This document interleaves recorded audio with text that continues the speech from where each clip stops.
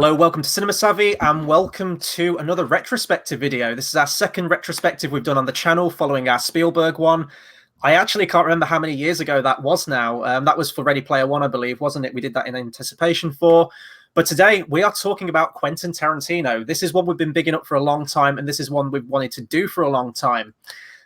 Even back to the time where we did our Spielberg one, we were thinking of other directors that we'd like to go back on their filmography.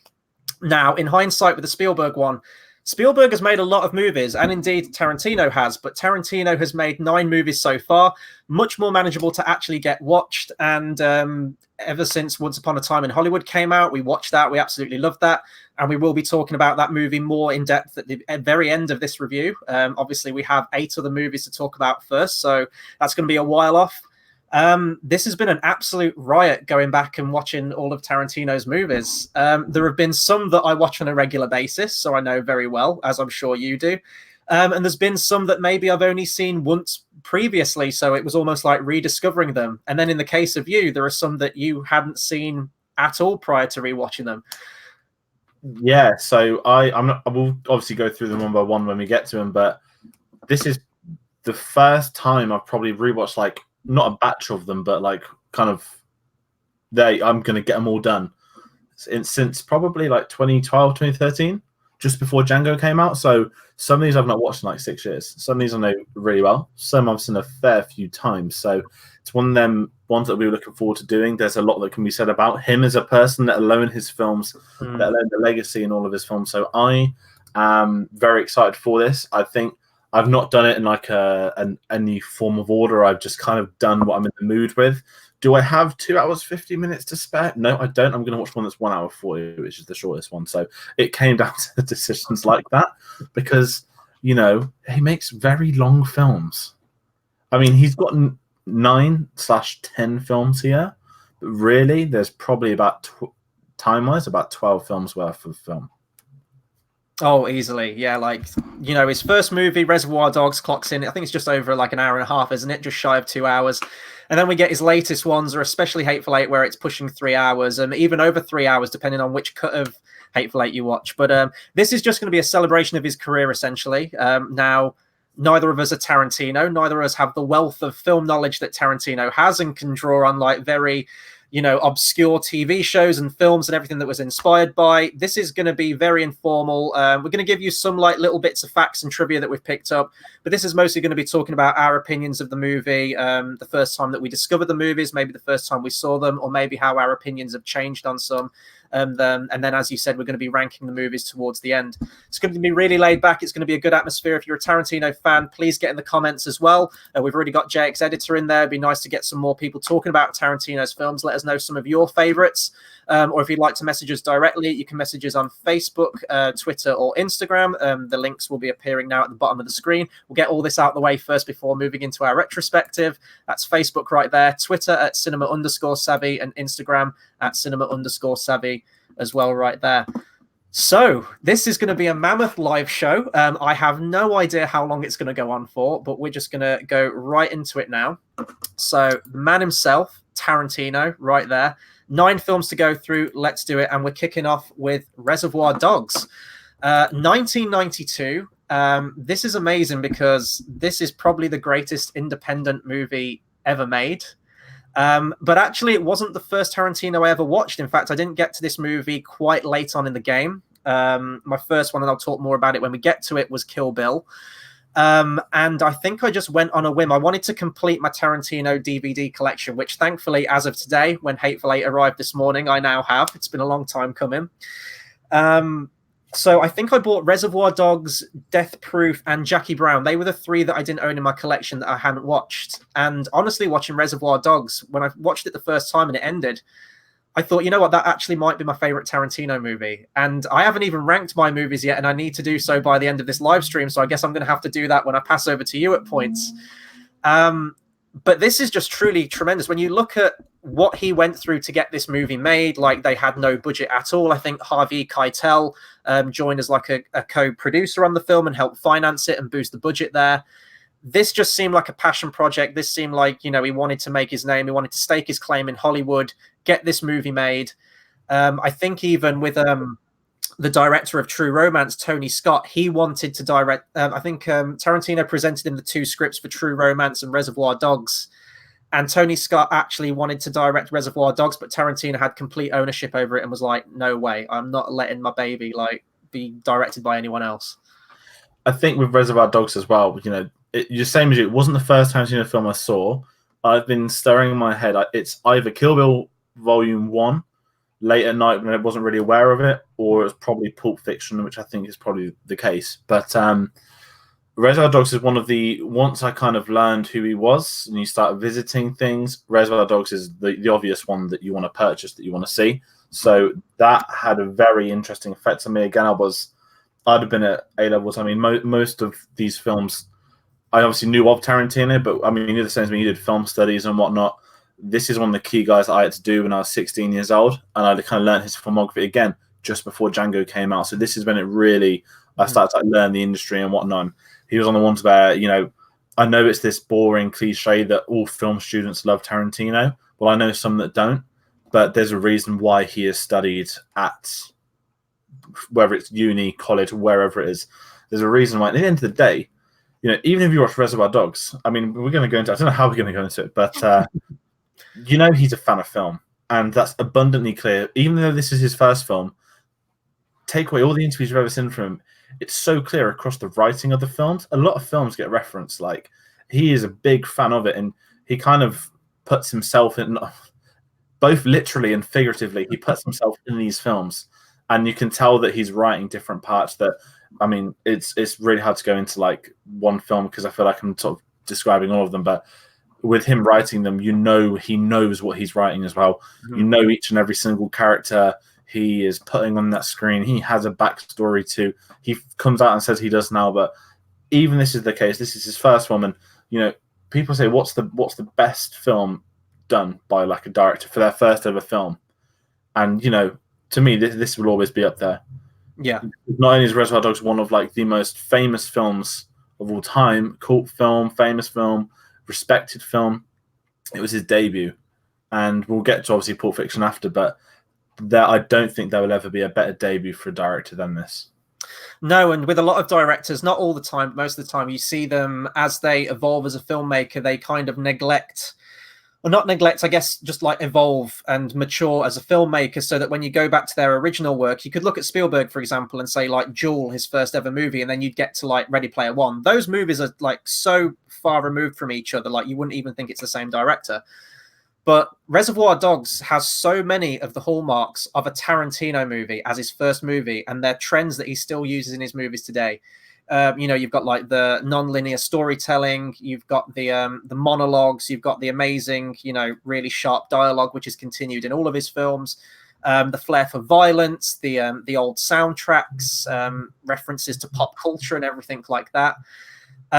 All of those are in this movie, and he's always stayed true to his roots. And what I love about this film is just the amazing ensemble cast that he managed to get for this. Considering it was done on like barely any budget at all, and they were sort of just like making it on the fly, keeping costs down as much as they can. The talent they got behind it, you've got Steve Buscemi, you've got Michael Madsen, you've got Harvey Keitel, among many others. And when you watch the film, I think why this one has the edge on a lot of other Tarantino's films and why it's one of my favorites is because it's such a simple story. It's a heist gone wrong. It's a heist movie, but you don't see the heist. And that's genius. Like, on the level, you probably look at that and think, well, of course they didn't. They didn't have much of a budget, so they probably couldn't shoot it. And whilst that's probably one of the main reasons why, you get like little snippets of dialogue between all the characters, so you can paint an image in your head. And as you're trying to work out, like the characters are, who the rat is, who the one who's betrayed them is, you can just like create that entire heist scenario in your head through the dialogue alone, which is absolutely genius. And when I watch it, and with the sets there, especially the main one, the warehouse, which is predominantly where the film's focused, it does jump around a little bit to other locations. It almost, when I watch it, it feels like you're watching like a theatre play, like a stage play. That very limited location with characters just all talking amongst each other in the main foreground. It's very minimalistic, but I think that's why the film works that way. You could tell this story nowadays with like the biggest budget you want, with like all the car chases and heists and everything like that. But I like the simplicity of this movie over a lot of his other ones, I think. Yeah, I think you get that with a lot of, I mean, Game of Thrones, you look at the early seasons, they didn't have the budget to show the wars, so they'd have before, they'd have afterwards, they'd discuss it. And that's how I feel with Reservoir Dogs, that when you see this for the first time, you know, it cuts to them walking the street. Next thing you know, Tim Roth, blood, screaming, crying. And immediately, not only are you hooked, you're like, well, how does it end up being like this? And it's absolutely right. It's what you said. So the film progresses, you learn more and more. And then it's kind of like, and we know Tarantino has his films with a Rashomon vibe as well, where everyone's telling their story. It's kind of, who do you believe, who do you not believe? And then you kind of get jumping in the sucker punch that it was Tim Roth. And then you get a whole backstory. And even going back to this, you know, look at Tarantino's work where, you know, Pulp Fiction famously with the whole alternative narrative structure.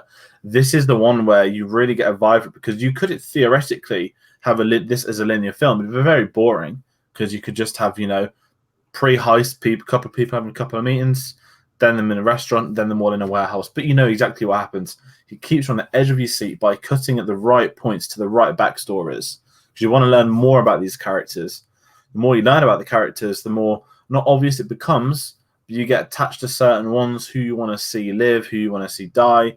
And that's a really important part, I think, of Reservoir Dogs, is you're attached to that group. There's a reason it's so iconic, the shot of them walking in the street, the poster, the simplicity with the names, you know, blue, blonde, pink, all of it. It's kind of perfect. It's really hard to talk about this without trying to go overboard, but you can see everything in place from this film for Tarantino's entire career, and that's exactly what you said. There's no hiding from it. I think that, you know, in the later films, he's had a lot longer. Had this film made in 2020, would it be an hour 40 minutes? Probably not. It would have probably had everything. It would have been overly elaborated. But you know what? For the budget he had, the time he had, because this was shot, I think, over like 4 to 6 weeks potentially, there was so much going for him that it was perfect. And if this didn't work, he'd probably never had another film. We'd never heard of Quentin Tarantino. Well, as in direction wise, not just script writing. But this is why I think Reservoir Dogs is tremendous, because it sets up everything that follows. And looking back at a career, the other thing with Tarantino, he's in that niche where you can, I mean, we're going to do later, we're going to rank his films, but there's going to be films in there, 4 or 5 films down, that are good enough to top any director's filmography ever. And this is one of the few that can sit here and have like 4 or 5 incredible ones. And I think Reservoir Dogs sets the stone for that. And, you know, I'm not going to sit and say it's my favorite. We'll find that out later on. But certainly it's got some of the most memorable moments of the Tarantino films. I think that's a fair way of saying it. Yeah, definitely. And it's a mystery. Oh, by the way, we should say this. I mean, you guessed this by the title of Retrospective. We're going to go into complete spoilers on every single one of Tarantino's movies. So feel free to like check in and check out, depending on if you've seen one, if you're curious about one. So I'm probably going to give away the ending right now. Maybe. I'm going to try not to, though.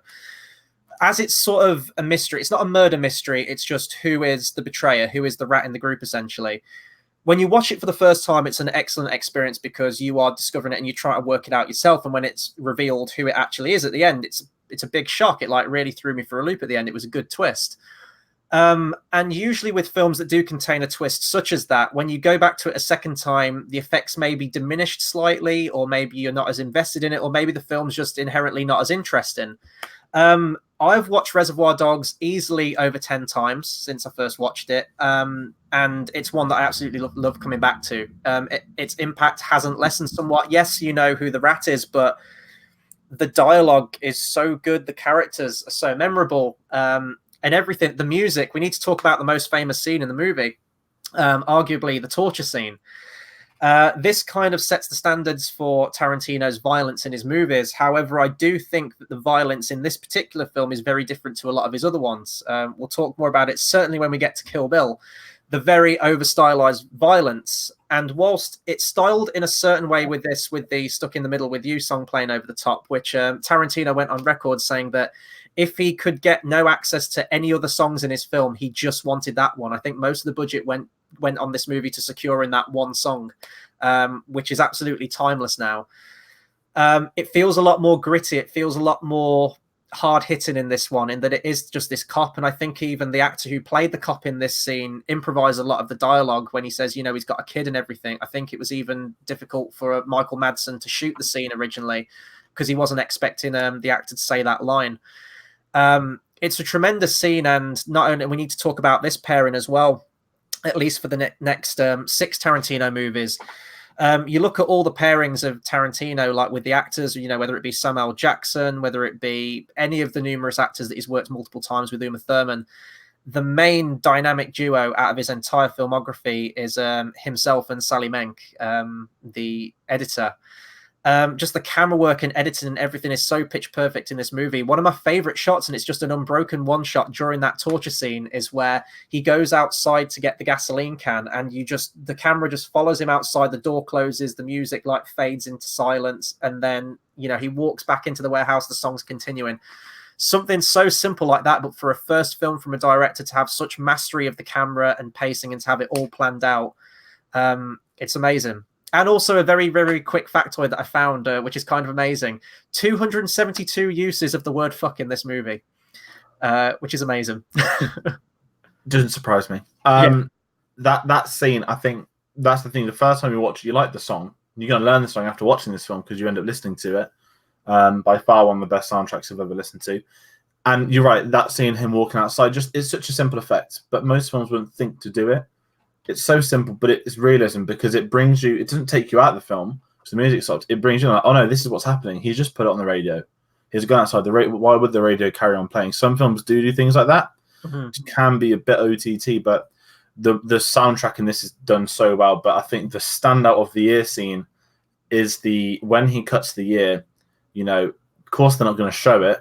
Now, maybe Tarantino today probably would, but it made it so much more sort of not terrifying. It's not scary, but gory was the fact that the camera veers to the left, mm-hmm. and as it comes back, the ear's off. And then the other thing is when he throws it, it's the little sound effect of the ear like hitting the floor. Like imagining the Foley artist, how are you going to simulate like an ear hitting the floor? So that was probably one of the standout scenes, and to me it probably is from that film. It's one of his most iconic scenes as a whole. But when you've got a film like that where it's every sort of word is so well tightly written, mm-hmm. that screenplay, to have not a visual to match it, but it's just a song. There's a couple of bits of dialogue, you know, him sort of saying and whatnot, but for a film that's got one of the strongest screenplays of dialogue, to then have a moment of almost unofficial silence and an action beat, mm-hmm. that's the other big thing that comes with it. And I think that's where Tarantino starts to excel, because you might have some films that could probably do great action, who could do terrible dialogue. You can certainly get some people that could do great dialogue and probably can't do good action. Mm-hmm. And how many of those are writing it themselves? That's the difference with him, and that's why there's this bounds of respect to him. And even jumping to the ending, the whole three guns on each other thing, that's very Tarantino, chalks back to this movie. Exactly that, and it's not one of my favorite moments from the film. It's smart, it's clever, mm-hmm. but you see it builds up. I'll talk about more in Hateful Eight, but there's a lot of, not foreshadowing, wrong word, but Tarantino likes to revisit old things. He's never going to hide from that. He's also very open in what inspires him. So I feel that Reservoir Dogs is definitely a film where he's introducing himself to the world, and you're going to see everything that follows. He's not going to change it up. This is what you're going to get from him. This is what his career is going to be, and this is how it's continued to be. And I think that's why Reservoir Dogs is one of the most sort of important films from his selection, I guess you could say. Again, it's really hard to talk about that ranking it so far. Yeah, no, absolutely. He makes dialogue, everyday dialogue, like conversations between people, just sound completely naturalistic while still being amazing dialogue. And the ultimate curse of this movie, when you hit the credits, good luck getting that song out of your head for the rest of the day. You put the lime in the coconut and drink a bowl up. I love that. It sounds so like wrong of me to say, like, every time I watch that movie, I really can't wait to get to the credits. But every time it hits that song, that's going through my head the entire day. How do you find that song? That's the thing that, you know, you find these songs through films. How did he find it? That's what I'm kind of, because it's so catchy, but I can't imagine that ever being a song that ever got anywhere in the charts. Maybe I'm wrong, but when you hear it, I mean, especially when you get the soundtrack, it's one of, like, not the first ones I know the words to, but it's a song that you can very quickly know the entire words. And if it comes on in the car, you cannot help but sing along to it. And that goes for almost all of his soundtracks. But that song in particular, there's like a juxtaposition of everyone dying and whatnot to, mm-hmm. here's a really random song. Yeah. And you're going to enjoy it. and I don't know why, but we all do. I've always said, and I mean, this is going to go into our next Tarantino film that we're going to talk about. There's one that we need to talk about in between the next big one. But one of my only wishes on this planet is to see Tarantino's record collection or his iPod or whatever he uses to listen to music, because this guy finds some absolute obscure gems, but they're all amazing. So in the comments, we've got JXE and we've got Brinsley, resident watchers. Brinsley says, on my rewatch of Reservoir Dogs, I forgot who the rat was, so it was like watching it for the first time again. We mentioned that at the beginning. We've gone back and watched some of Tarantino's movies, maybe only seen them once, and it is like rediscovering it all over again. And that's awesome if that movie can have that effect as well, if you have forgotten about it. Right, we should move on to our next one. So technically not a Tarantino directed movie, so bear with me because I'm going to try and do some technical wizardry here. We're still learning this streaming software. So our next movie is one that's written by Tarantino, not directed by him. And it's a film that actually, George, you haven't seen. It's True Romance that came out the following year. We have briefly mentioned already that he had to sell the script in order to raise some funds to make Reservoir Dogs, which is a shame because I would love to have seen how this movie would have turned out if Tarantino himself had have directed it. And the basis of this screenplay, actually, I managed to find this out, was based on his first ever movie that he directed in 1987 before he made Reservoir Dogs, My Best Friend's Birthday. The film was actually destroyed in a fire at his lab whilst it was editing, and the script that obviously he still had lying around, that formed the basis, which would then become this movie. I really, really want you to go away and watch this movie at some point. You watch it; it's the best unofficial Tarantino movie you'll ever see. The dialogue's amazing. There's a scene in there with Dennis Hopper and Christopher Walken that's the absolute standout, and it is almost one that if you are a Tarantino fan, you kind of need to see. I saw this at a blind screening in London. I went there with a friend a few years ago, and we had tickets for a film called True Romance, a film that I'd heard about. I didn't know much about. I didn't know anything about, actually. I didn't even know that Tarantino wrote the film. I had just heard the title and I'd heard the main theme by Hans Zimmer. Watched it, and it was an absolute riot beginning to end. Some tremendous performances in there, especially by Gary Oldman. We only wanted to touch on it briefly, but it is one that Tarantino wrote, and it is a phenomenal script. Right, we need to talk about the big one now, and I defy anyone to find this movie, any kind of commentary on this movie or anything like that, that doesn't mention the word postmodernism.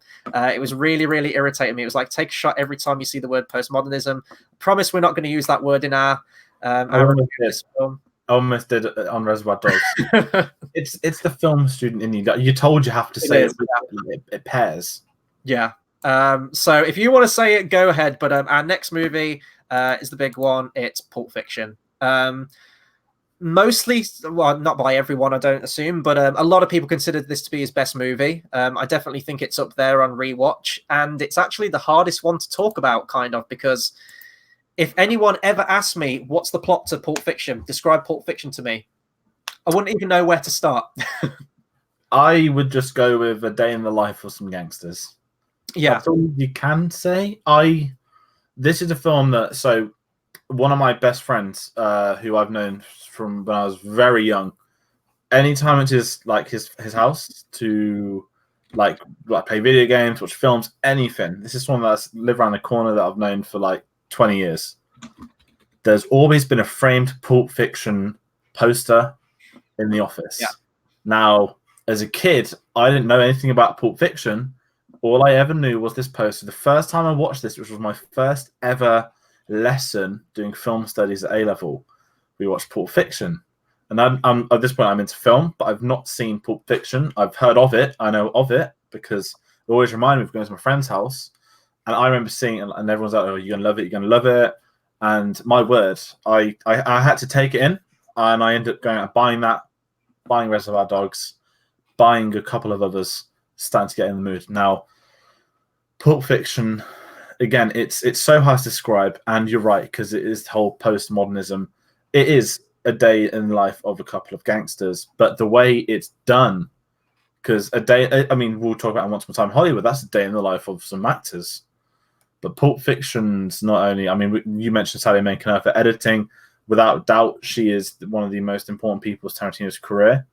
For those that don't know about her, she passed away after in 2010, I think. So it was after Inglourious Bastards. And without jumping the gun is very obvious. We'll get to that later on. That it did affect his later work, but Pulp Fiction is probably one of the tightest films you'll ever see edited. You could imagine it's 2.5 hours long. You could imagine somewhere this being 4 or 5 hours long. Imagine today it would be a TV series about the gangsters and what they get up to when their time off. It is a film that I don't even know how to start about talking about. It reinvigorated John Travolta. Jurassic Park kind of introduced us to Sam Jackson, but this is Samuel L. Jackson's film. As much as we love Star Wars, as much as people love Marvel, the MCU, Samuel L. Jackson, this is his film, and rightly so. Do you have a main character in the film? I don't know. There's someone. It's Sam Jackson. But it's anything from the sheer violence to the stupidity to the script, jumping off the back of Reservoir Dogs. Now, only in the last couple of years, Tarantino has always been very self-referential. We didn't live in the existence of cinematic universes in 1994. I wasn't born that year, so that's one thing. But I wouldn't have known. But being not alive then, but when people start to bridge the connections to Reservoir Dogs, Vincent Vega, and I've forgotten Mr. Bond's normal name. Vic Vega, isn't it? Vic Vega, that's the one.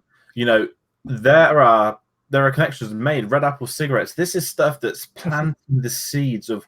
We said Reservoir Dogs introduces Tarantino. Pulp Fiction's like the continuity of Tarantino. You're going to see so much more in this, and without going into like talking about each individual story, everything comes together, and that's what's the beauty of it. You're kind of wondering for the first time. So is it just a film of like little stories? They've got the whole pulp definition at the beginning of the film. Again, you've got so many little things, but as the film progresses, you see more and more correct connections, and you're going to be shocked. You're going to be in awe. And I think, I've kind of gone like one little monologue here, but nice. Cool. To me, the most shocking moment of this film for the first ever viewing was when Bruce Willis kills Vincent Vega, because at that point you don't know the continuity, and you think, "Oh my God, he's just come out from taking a shit. He's left his gun," and at this point you like both Bruce Willis and you like John Travolta, and he ends up just destroying him, and it's quite.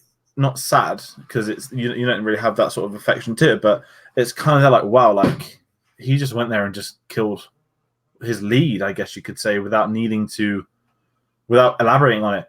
It just happened. They carry on, and then the next scene, flashback, John Travolta at the very beginning in continuity. The opening scene of the film is the scene that follows John Travolta's death. It's magnificent. And it's hard to talk about, so I don't know if you want to say anything. There's a lot to go on there, so I'm going to take a step back and sort of backtrack a little bit on that. So I remember the first time I watched this movie. I bought them both on DVD, both films being, Pulp Fiction and Inglourious Bastards, both of which I wanted to watch, both absolutely prolific Tarantino films and films that I hadn't seen at the time. And I decided to do a double feature. Started with Pulp Fiction. Watched it. It's a very long film in and of itself. It's about 2.5 hours, 2 hours 40, somewhere like that. Got to the end of it, and I was already aware of the hype, as you mentioned, like the fact that in like every college film studio, you'd always have the poster, and it is an absolutely cracking poster. Like it's a gorgeous, stylized poster. Absolutely love it. And I knew there was like this whole like hurrah about it, and everyone was talking about it, like film studies, everyone was loving Pulp Fiction. I'd never seen it. So I watched it, and you know what? First time viewing, I love the Samuel Jackson stuff. I love the Travolta stuff. Didn't love it as a whole, though. It kind of lost me in the middle with Bruce Willis's character. It's really a film that has 3 protagonists, essentially. It's 3 separate stories. You've got the Vincent Vega storyline, you've got the Bruce Willis storyline, the Watch story, and then kind of at the end, it's more or less a dual story, isn't it? It's Samuel Jackson, so you've got your 3 main characters there. And I still, whilst, I still watch it now and I love it, it does tend to lose me in that middle section with Bruce Willis every time. I don't know why. I think it's just because Samuel Jackson and Travolta have an absolute powerhouse duo in the film. Their dialogue, their back and forth, their characters themselves and the scenarios they find themselves in are hilarious. And I love the whole imagery, especially like Jack Rabbit Slims as well. You mentioned about cinematic universe. I think you mentioned this. You compared it to how Pixar uses a lot of references in their films. It might, completely inconsequential ones, but it might be a number plate or a series of numbers that will feature. It'll be a character in the background or something like that. In Reservoir Dogs, you get a radio advert that mentions Jack Rabbit Slims, and then we finally see Jack Rabbit Slims in this movie. I love all that imagery there. The stuff with Bruce Willis, however, the bit with is it her name Fabian? Is it?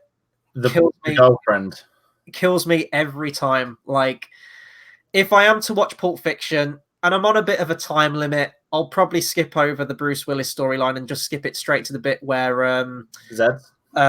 Yeah, right after that bit, skip it to that bit where oh god, what's his name? The guy who gets shot in the face. Marvin. Where Marvin gets shot in the face, and then just watch it from that bit to the end. I think if the movie was just about them, it would be stronger to me. But I think at the time I was just sort of processing it. I got to the end of it and the credits hit, and I was like, well, I didn't hate it, but I'm just sort of confused. Like, what is the plot for this movie? What was this movie trying to say? And at that point, I didn't understand that concept. I needed a movie to have like a plot, a beginning, a middle, and end, and to understand everything in it and what it was trying to say. Then went on straight to Inglourious Basterds, which we'll talk more about later, and I absolutely love that because that has much more of a clear-cut story all the way through it, I would say.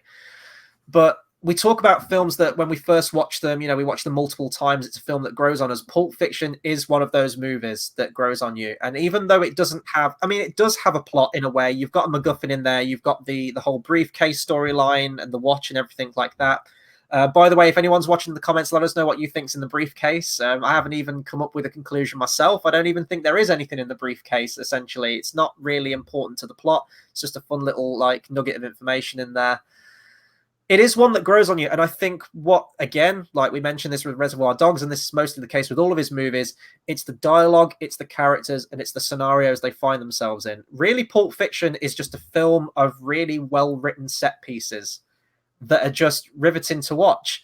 And I think if you're going to compare it to any other Tarantino film, and I think we did when we did our review on it, it's Once Upon a Time in Hollywood, in that there's not really much of a plot. It's more of a day in the life of these characters, but you're having so much fun watching these characters and the scenario and the world that they're in that you could go for 3 hours, you could go for 4 hours watching this movie. You kind of don't want it to end because you're fascinated by the world and the day in the life that you're watching these characters in. Yeah, and I think that's a really important thing because I know you mentioned Bruce Willis. I don't mind him. It's his girlfriend I don't like in it. I think she brings it down. Don't know if that's intentional or whatnot, but yeah, these are characters where you want to see more. Even someone like Marcellus Wallace. I rewatched it yesterday for the first time in quite a while, and you forget some things and that moment. And this is a Tarantino thing. He likes to do things that haven't been done in as much as he loves sort of doing what's done in film.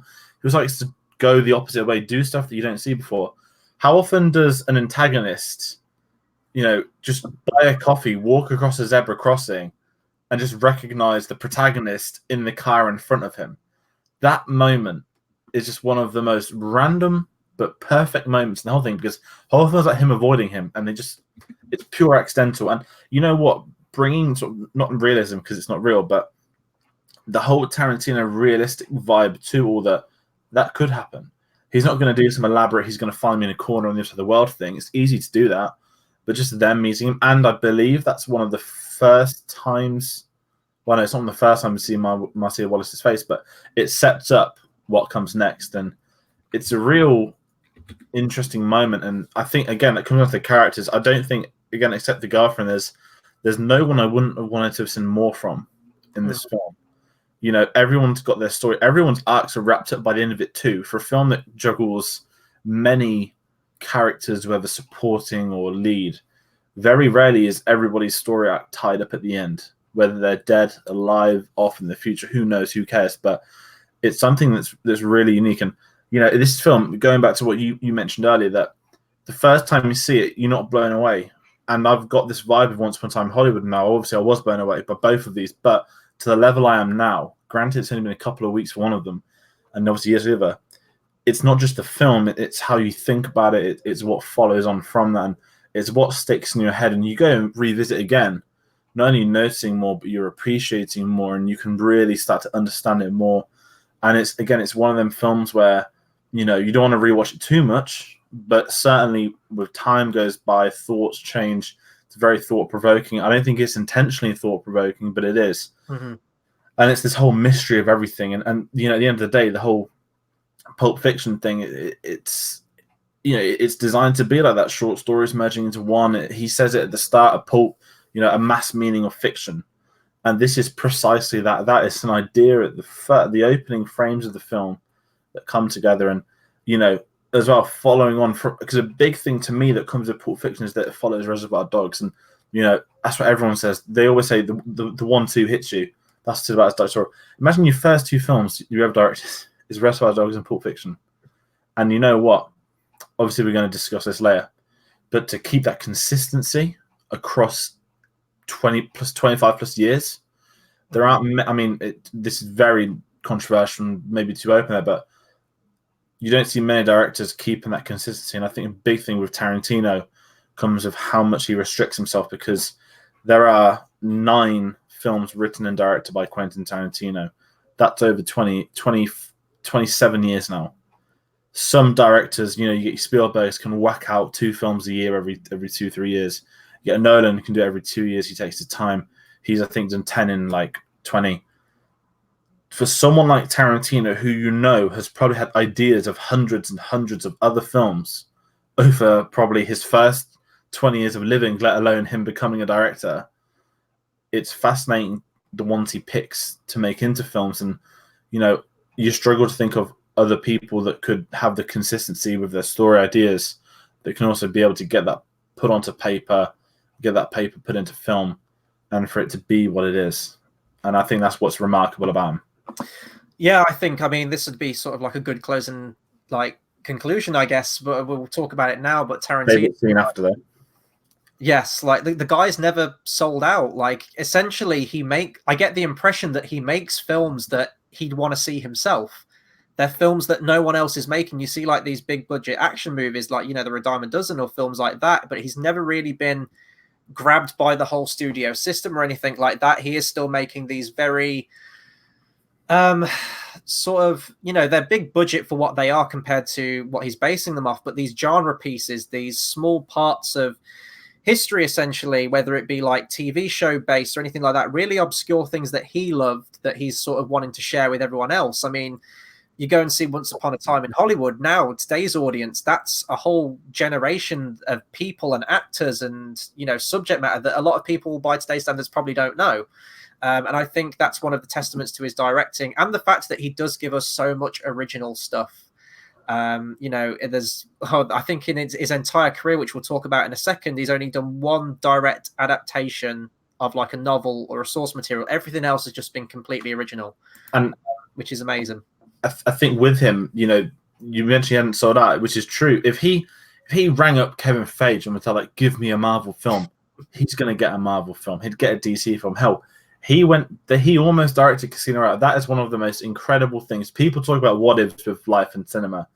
He wanted to do a Casino Royale film, but I think he wanted it to be black and white. He wanted it to be set in the 50s. He wanted to really not necessarily adapt the book, but he's a fan of film. He wanted to basically make a 50s Bond film in 2006. That's what I find amazing. You know what? He said, you're not going to do it? That's fine. I won't do it. You're not interested. He doesn't seem like the guy that would, actually, maybe I'd be wrong saying this, but he doesn't seem like someone that would hold grudges. Even jumping to Hateful Eight, that script got leaked. I'll never do it again. He made it again. And then he hired the person that leaked the script to be in that film. So Tarantino, it's a case of him where he's in his own unique position in Hollywood. Again, there are very few of them. I'm always going to keep saying Christopher Nolan because he is an example. Half of his films would not get greenlit if it did not have Quentin Tarantino's name on it. Mm-hmm. He is like the free pass. I mean, this is very controversial to discuss Harvey Weinstein. I know he's an integral part of his career, and I know I'm going to try and say as little as I can about him. But there is the fact that he backed him for a long time. That's all I'm going to say because I don't want to obviously get into that. That's not the right sort of thing for it. But as soon as it all came public, though, he completely severed ties, didn't he? And got a new and obviously now he's got David Heyman, which is very interesting for any future projects. David Heyman, the guy that did Harry Potter back in Tarantino. There's like a fight, with the Bond rights. There's a fight for the Tarantino rights. Who's going to be the producer that's going to basically now get all the Tarantino films? And that's what happened. And I think with Quentin that a lot of it comes down to his status is he can do what he wants. Studios will back him financially. You know, I think none of his films worldwide have grossed more than $400 million. Well, 420, but his budgets aren't ever going to be $200 million budget film. Mm-hmm. And this is a very rare filmmaker where they're going to get backed, and whatever they make, people are going to watch. He's going to get full creative control. No one's going to tell him what to do, why to do it. It's his, and that's as much as I'm going to say at the minute. I know this is kind of veered off from Pulp Fiction, but he really, with these films, opens the doors for him to do what he wants. And I love the fact that you're right. He never sold out, and I don't see that being the case. The whole Star Trek thing, you know, the fact that I don't know how I feel about that, to be honest. I mean, it happen. It's something I'd love to see. It's something that I'm sure everyone would like to see, but if he is going to retire on 10 movies, it's not what I want for his last. I don't think he will retire at 10, but I can kind of see where he's coming from in that, you know, he's sort of like every dog has his day kind of thing. He's made 10, well, arguably 10 solid movies, if that's the case, and he doesn't want to get to the point where he makes consistently bad movies, which I can respect if he wants to go out, you know, as sort of like the greatest of all time kind of thing. We need to mention as well for Pulp Fiction, very, very briefly before moving on, this was the first movie that bagged him an Oscar. So it was nominated for 7 Oscars at the Academy Awards, and it won him one for Best Original Screenplay, which is awesome. I think there's great speech if you've ever seen it. No, I haven't seen the speech for that. As usual, he looks like he's high off his face. He's excited to be at the Oscars, you know, and he kind of comes up on stage. He's got a writing pad. He's like, I've got so much to say, so much to say. I'm only going to win this award tonight. I'm not. He know what he's like when he goes all like arms and everything. So I'm going to keep going, but no, I'm not. Thank you. And just walked off. But like he does, you know, his whole peace out thing. He always does. Yeah, he's not changed in 27 years. He's not changed. I love that about him too. With all the dramas you get, you know the guy's never going to change. And you like him or you don't like him. I think that's the way it is. But the people that don't like him, they're fine. They're not going to sit there and like moan, we all hate Tarantino. They're kind of like, we don't really like his films. It's fine. You don't get the aggro. I don't think he's got the fans, sort of the DC, the fanboys. I know he probably has some, but you don't have that level of, oh, a Tarantino film's coming out. You're not going to get the anti-Tarantinos. You're not going to get the mental Tarantinos. It just, oh, a new Tarantino film's out, and everyone's intrigued. Yeah, no, like Nolan and Tarantino for directors, as soon as that film ends, like Once Upon a Time in Hollywood ended, I'm already thinking now, what's he going to make next? I can't wait for like in 2, 3, 4 years' time when his next movie comes out, what's that going to be about?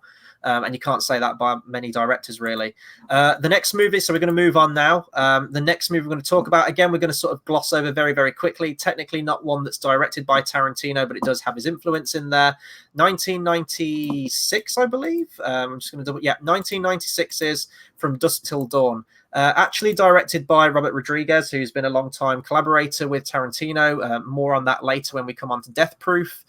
And boy, oh boy, if you didn't think that Tarantino had a foot problem, he certainly does in this movie, getting a very, very scantily clad Selma Hayek to stick her foot in his mouth during the infamous lap dance scene of this movie. Doing a little bit of research before we did this retrospective, I didn't realize how far the production of this movie went back to. So the guy who did the makeup effects in Reservoir Dogs for the ear cutting scene, Robert Kurtzman, he did the makeup effects in that movie for free, apparently, on the condition that Tarantino write a script for From Dusk Till Dawn. So this, you know, this idea was going back like 6 or 7 years before it was even a thing. And it's just interesting to note that I don't know if this was the movie that cemented it or if they were friends before that, but this was sort of that partnership between Rodriguez. And when you do see this movie, the first half is fundamentally a Tarantino movie. The script, the way it's written, the pacing of it, the style, that's the Tarantino half. The last half is a completely ridiculous vampire, you know, blood, gore fest, everything like that. And that's easily the Rodriguez part of the film. Again, just want to mention it does have some ties to his previous films like Reservoir Dogs with the people he worked with. And I didn't realize that because it's a very silly movie. It's probably not one that I'd rush back to, but I know that it does have somewhat of a cult following. But I thought that was pretty cool because I didn't realize it had all those links. As well, George Clooney's in the movie, and I didn't realize this, but George Clooney was originally up for a part in Reservoir Dogs as well.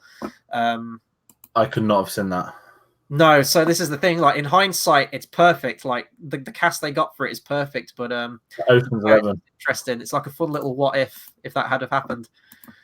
So I'm going to pass over to you now because this is the big one, and we're kind of on a level with this, maybe quite controversially, because I know that there are some people that do consider this to be Tarantino's best movie. I definitely think it's probably his most unique movie when you look at it in the whole 9 films that he's done so far. It definitely does have an identity of its own. And that is 1997's, I believe it is, 1997's Jackie Brown. Jackie Brown Yeah. is so I saw this for the first time on Monday. I believe a couple of years ago when I kind of got a lot of his films, I remember watching the opening scene and it was very late, so I just went to bed. Nothing against the film; it was not going to happen.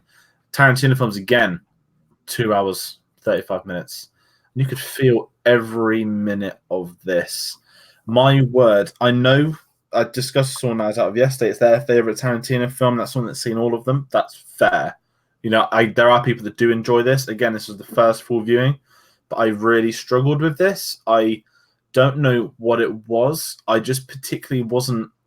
What's the word? Not interested because it was exactly that. But the characters just weren't doing it for me. I don't want to say it felt predictable because there was 1 or 2 moments where something happened I didn't expect, but the other 90% was pretty straightforward. You knew what was going to happen. The main thing I could say was that Sam Jackson was incredible. I had no idea he was wearing a wig. You look at the posters, it's very hard to tell. I thought he was bald and wearing a hat. So when I was distracted throughout the entirety of his performance because all I could see was just Sam Jackson wearing a wig. I didn't see a character. I saw Sam Jackson wearing a wig. It was a tough watch. I enjoyed the last I enjoyed like the last 30 minutes maybe. I don't know. Do you want to say? I don't have a lot to say on this. Again, is it because I've seen it once? I don't know, but this it didn't do anything to me. And I know you've kind of summed it up a couple of times. I think easily this one and Death Proof are often the films that slip under the radar when you look at Tarantino as a director. For the longest time, I was all about Kill Bill, of Pulp Fiction, Reservoir Dogs, everything like that. And then you forget about that one movie that's sandwiched in between all those, which is Jackie Brown. I think it's often one that's overlooked. So it is its only one. I did mention this before that is adapted from a novel. The novel's called Rum Punch by Elmore Leonard. I've never read the book. I don't know if this is close to the book at all. I'm guessing no, because it maybe in terms of the plot, like the kind of, the money and everything like that and all that goes down in the movie. But it definitely has a more geared towards, blaxploitation films from the 70s. The fact that he cast Pam Grier as the main one, who was in a lot of 70s TV shows, everything like that.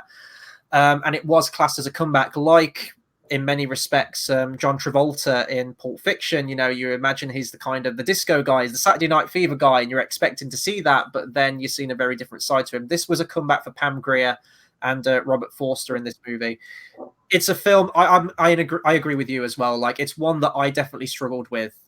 It's a movie that I'd actually seen on TV before I got it on DVD. I saw that it was on one night. I was aware that it was a Tarantino film I hadn't seen. It was on very late at night, though, and it's a very long film. So I think I fell asleep halfway through it the first time I watched it. And then I think it was on TV a second time, and I tried to watch it, and I couldn't make it through it. I sort of saw up to the same part that I'd seen the first time, and it wasn't until I got it on DVD.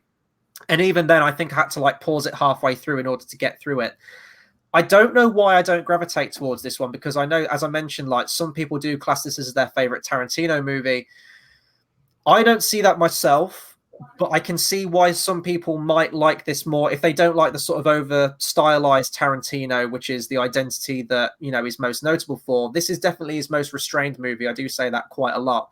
And I stand by that. This is his most filmic one, I guess, which is a really arsey way of saying it, but you do still have a lot of those old songs in there, like the 70s songs, the 80s songs, everything like that. But I don't know, it feels more reserved. It doesn't, you've got no over the top violence in there necessarily. It feels a lot more low key. But it's a very long movie, and for the plot that it's telling, I don't think the plot is sufficient enough for the amount of runtime. And you could argue with that, Tarantino does have a lot of films. He's got Hateful Eight, which is, depending on which cut you see, is over 3 hours. You've got Kill Bill, which combined is over 4 hours. You've got Pulp Fiction, which doesn't really have much of a plot, but it's 2.5 hours and you can get through it, and it's loved by many. I don't find the characters as interesting in this one. I agree with you. You know, it's got some tremendous talent in there. I do like Pam Grier. I do like Robert Forster. It's got my favorite. It's got my boy Michael Keaton in there. I'd love to have seen Quentin Tarantino use Michael Keaton a lot more in his movies, but there's just something fundamentally uninteresting about it. Don't get me wrong, like the soundtrack's great, the cinematography is fantastic. It's got one of my favorite final shots in any Tarantino movie. Across 110th Street, you know, driving away to it at the end. It's a very, very poetic scene at the end. But it's just not a story that I care about necessarily, and I don't find the characters all that interesting. And considering that you've got Robert De Niro in there, every time I see this film, and I stand by this, I think he was incredibly miscast in this movie. Robert De Niro is an absolutely tremendous actor. You see him in any of like the Scorsese movies or anything like that, or The Godfather, for example. He's a powerhouse actor. But I just don't think this character was written for him. I don't know who I would have cast, but I certainly wouldn't have cast Robert De Niro. No, when you see him on the posters, it's kind of, oh, De Niro's in this. You don't really hear of De Niro being in a Tarantino film, you know. And there's a reason why. Yeah. It's one and done. And I don't know if it's the way his character's written. He just looks uninterested for the entire thing. No, exactly. He doesn't look like he wants to be there. And I love De Niro. I mean, we know what he's like. You know, he can do some awful comedies. And sort of late 90s, he's kind of slowly moving away from like dramas to obviously doing the odd drama, but he slowly, meet the parents and whatnot. I think that's early 2000s. But he's a guy that's altered his career as such. And this is one of them films where no one's going to kind of talk about him. He is seriously miscast. He's got a very boring character arc. And it's very obvious what's going to happen to him, you know. The second he gets in the car with Sam Jackson, you know the money's gone. You know he's going to get shot. And the thing is, you don't care. I think what I think a lot of this film does is you look at a lot of Tarantino films and he's very happy to kill people halfway through a film. That's fine. Normally there's some form of attachment. The characters are so uninteresting. I don't think you care about what happens to any of them at any point in this film. Even, I mean, I might be the marxist. I'm not entirely a fan of the Jackie Brown character. I thought she was quite boring. She's strong and independent and all that, but I didn't really feel anything. And Sam Jackson, like, chasing her down and everything, it's quite obvious what's going to happen to him. He's the kind of not pantomime villain, but he's a really obvious villain. And you know this from the early scenes. And, you know, they kill the girlfriend, they kill Robert De Niro, kill Sam Jackson. You don't feel anything towards any of them. One of the only scenes that kind of gets me is where Bridget Fonda just gets shot by Robert De Niro. That does make me laugh, but I think that's mostly Samuel Jackson's reaction when he hears about it in the car. But yeah, again, like a chuckle. It's not like a belly laugh. It's just like that's mildly entertaining. It doesn't hit me like most of Tarantino's films do. And that's the thing, like, you know, going back even to a film ago with Pulp Fiction, we know that John Travolta's the main characters, but the way he goes, you know, you feel well sorry for him. He's come out of the toilet and bloody toast has popped. He's dead. Like, you gutted for him, man. And you've seen him on screen and you just don't feel of any of these characters. And even in Tarantino films, you love a good villain too. You love a good villain, and when they go, you don't care when Sam Jackson goes. So this is a film that I won't be in a rush to go and see again, which is a shame. But I'd say it's one of two that I struggle with. Just a fair. It's not bad out of 9/10.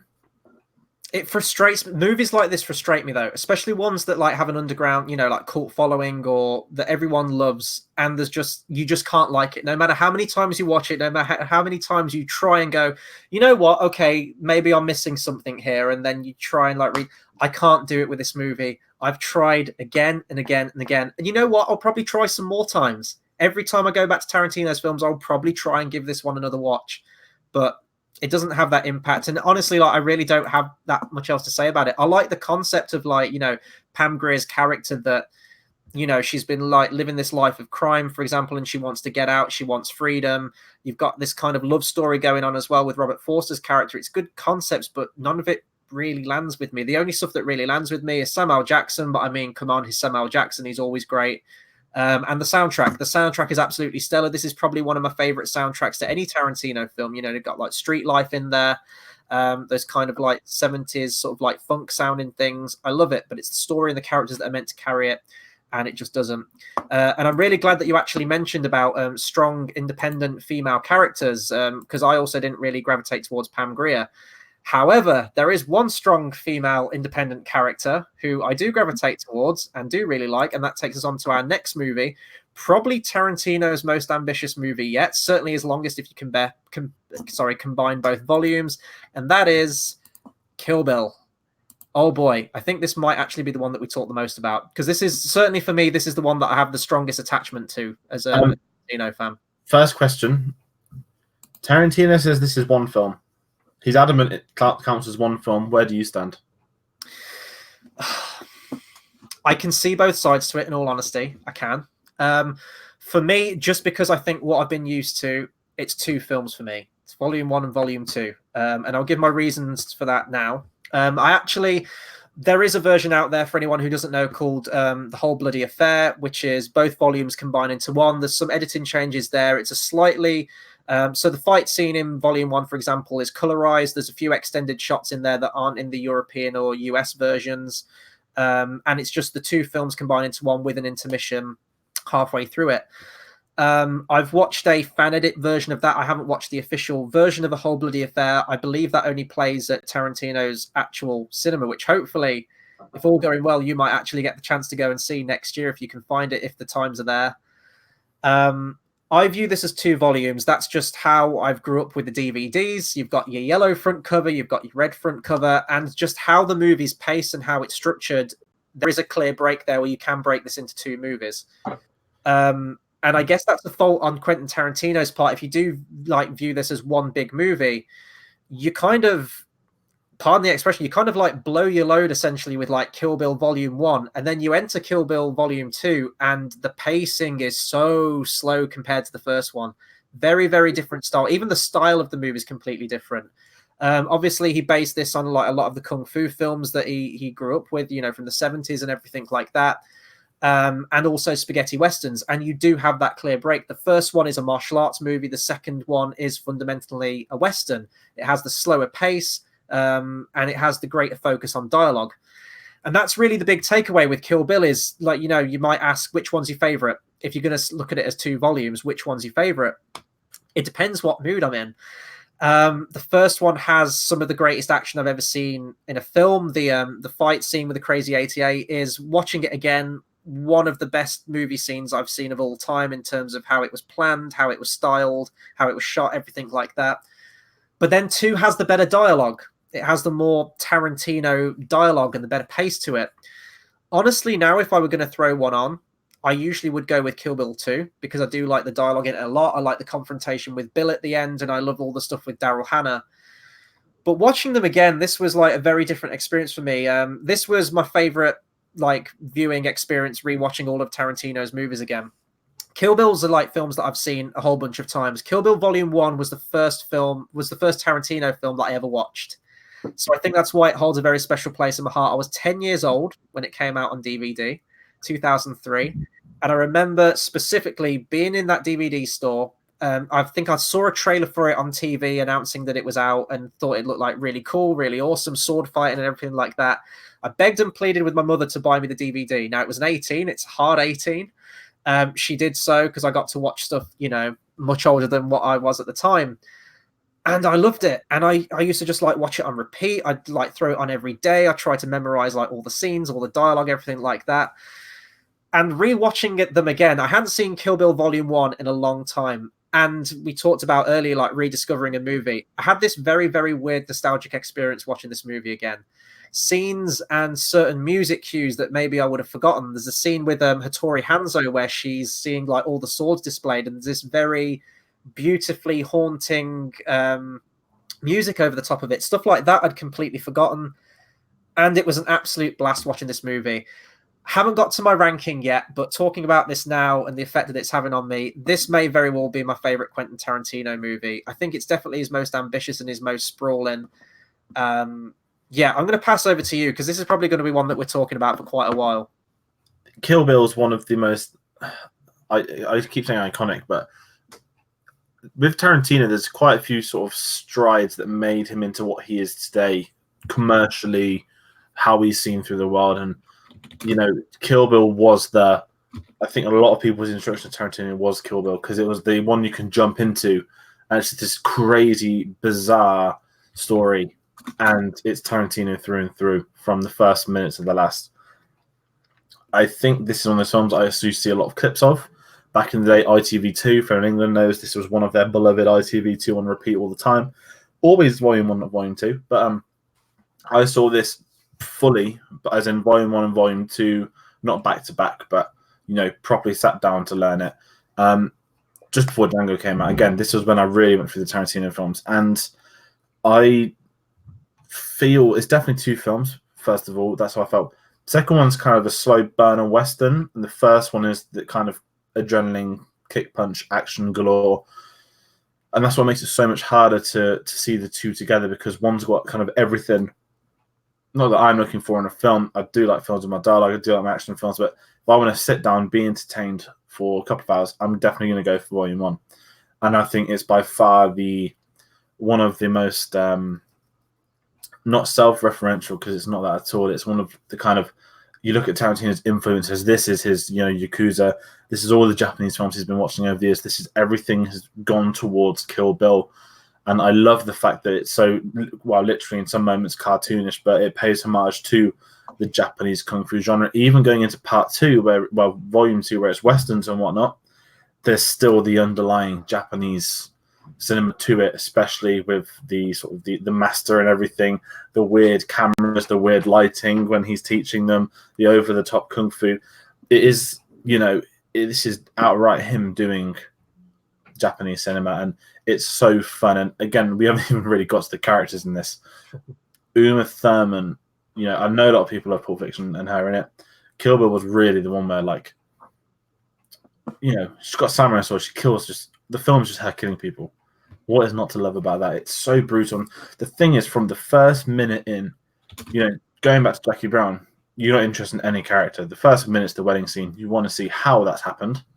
You want to see why that's happened, and you're immediately on her side because Bill kills a pregnant woman at her wedding. How can you not be on her side? So it's her journey, and as a revenge flick goes as well, it's right up there at the top. And I don't know, it's hard to discuss it because there's an underlying respect to cinema in there, and as much as Tarantino's made it his own thing, he's also paid respect to everything else. And going back to, I think it's from an interview from last month where they asked him, what's your favorite song you've ever put in a soundtrack of yours? He went straight to Kill Bill, and it was I don't know the name of it, I think it's in honor of Death or Duty or some weird kind of thing like that, when they're slow-mo walking Lucy Liu and her crew in. That's used so much stuff now, isn't it? Yeah, and that's what he said. He's there, like, one of his favorite moments of his career was watching Team America, finding out that song was then in there, which came out like a couple of months after Kill Bill. And I think he said the original song was used in one Japanese film. It wasn't a good Japanese film, but he saw it, and he saw a rubbish remake of it. The remake had that song in. He said, had he not have known that, it would never have. I mean, we would probably never have heard it. You see it on like Britain's Got Talent, or in talent shows, if there's ever not like a dancing act, but like some weird guy that can bend, or like a group dancing thing, that's always one of them songs they play alongside Live and Let Die.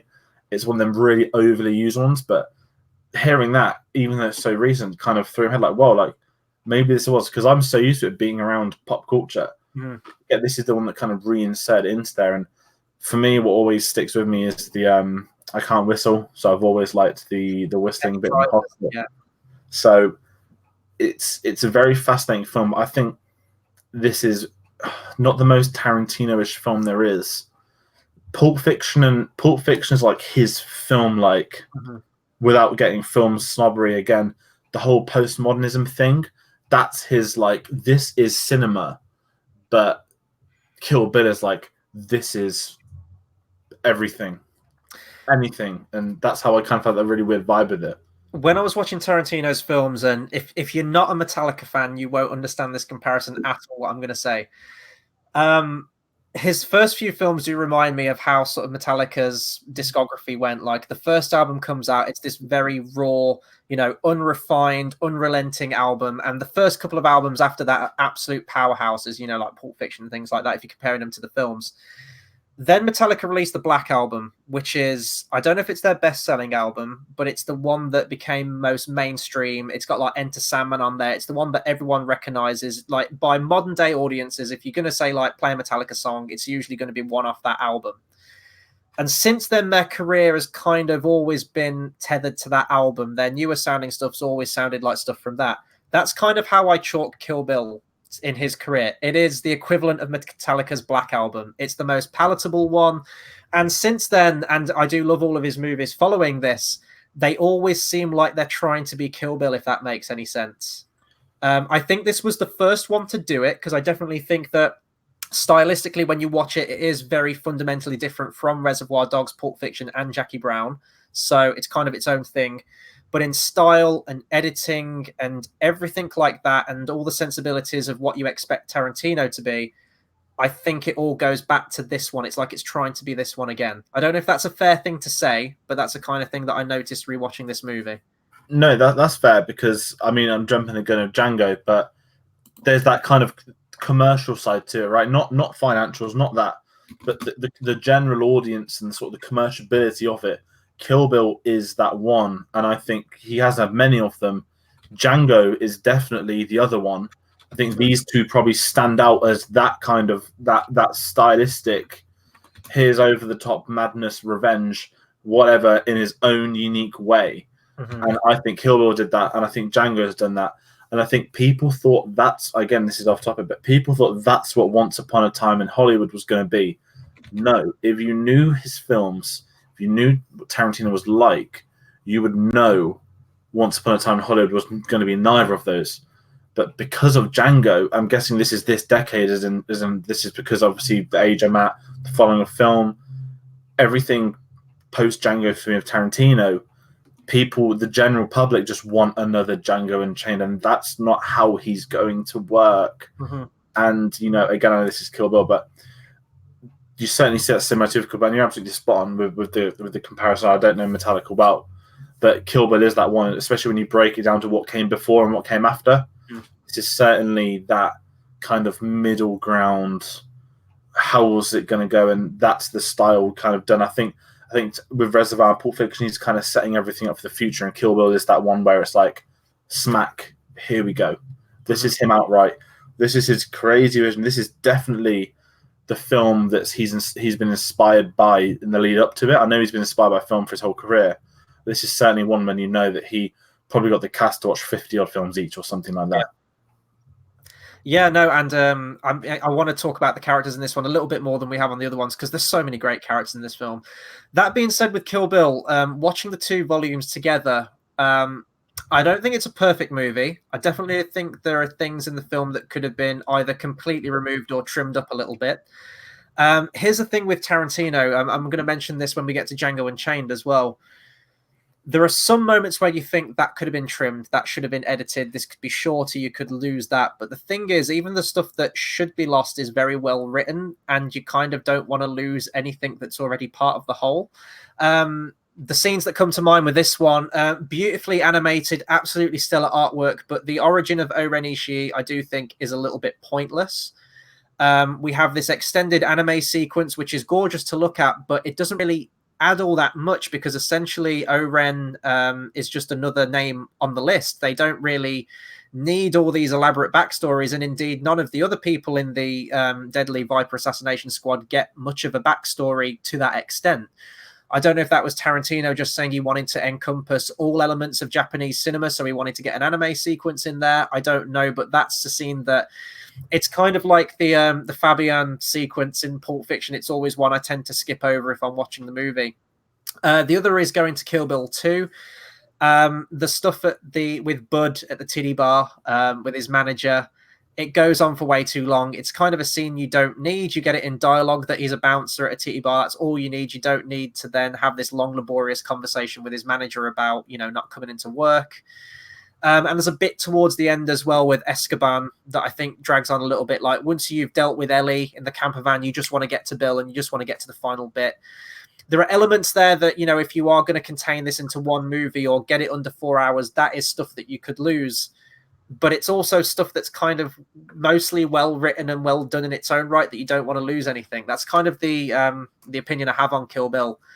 But the characters as well. I want to talk about David Carradine in this movie, R.I.P. In arguably the most embarrassing way to go. But David Carradine was in a TV show called Kung Fu, I believe it was called, as a character called Grasshopper. And this, again, like Tarantino does with most of his actors, was like revitalized him, taking these really, really good character actors from way back when who didn't really have much to say in the limelight nowadays and reintroducing them to a new audience. I find Bill's character in this absolutely fascinating. Every single time he's on, teased absolutely amazingly in Kill Bill 1 with just his voice or just his hand in shot, and then you finally get that reveal in Kill Bill 2. It was all built into that, and it was definitely worth it. I find the relationship and the history between the bride's character and Bill absolutely fascinating in these two movies. Yeah, it's someone as well that you don't expect it to be who he is. You know, this crazy guy that want to kill. He's gunned down a wedding. He's massacred.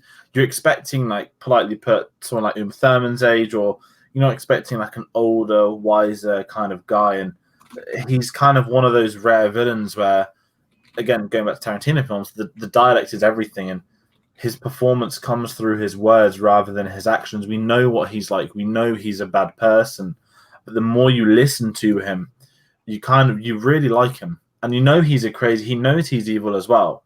But there's just something about him. There's like a delicate charm that you can see within him. That, I'm not saying there's good intentions there, but there's something not so nasty about him. And obviously, when you get to part 2, volume 2, sorry, when he explains why he had to, you know, everything.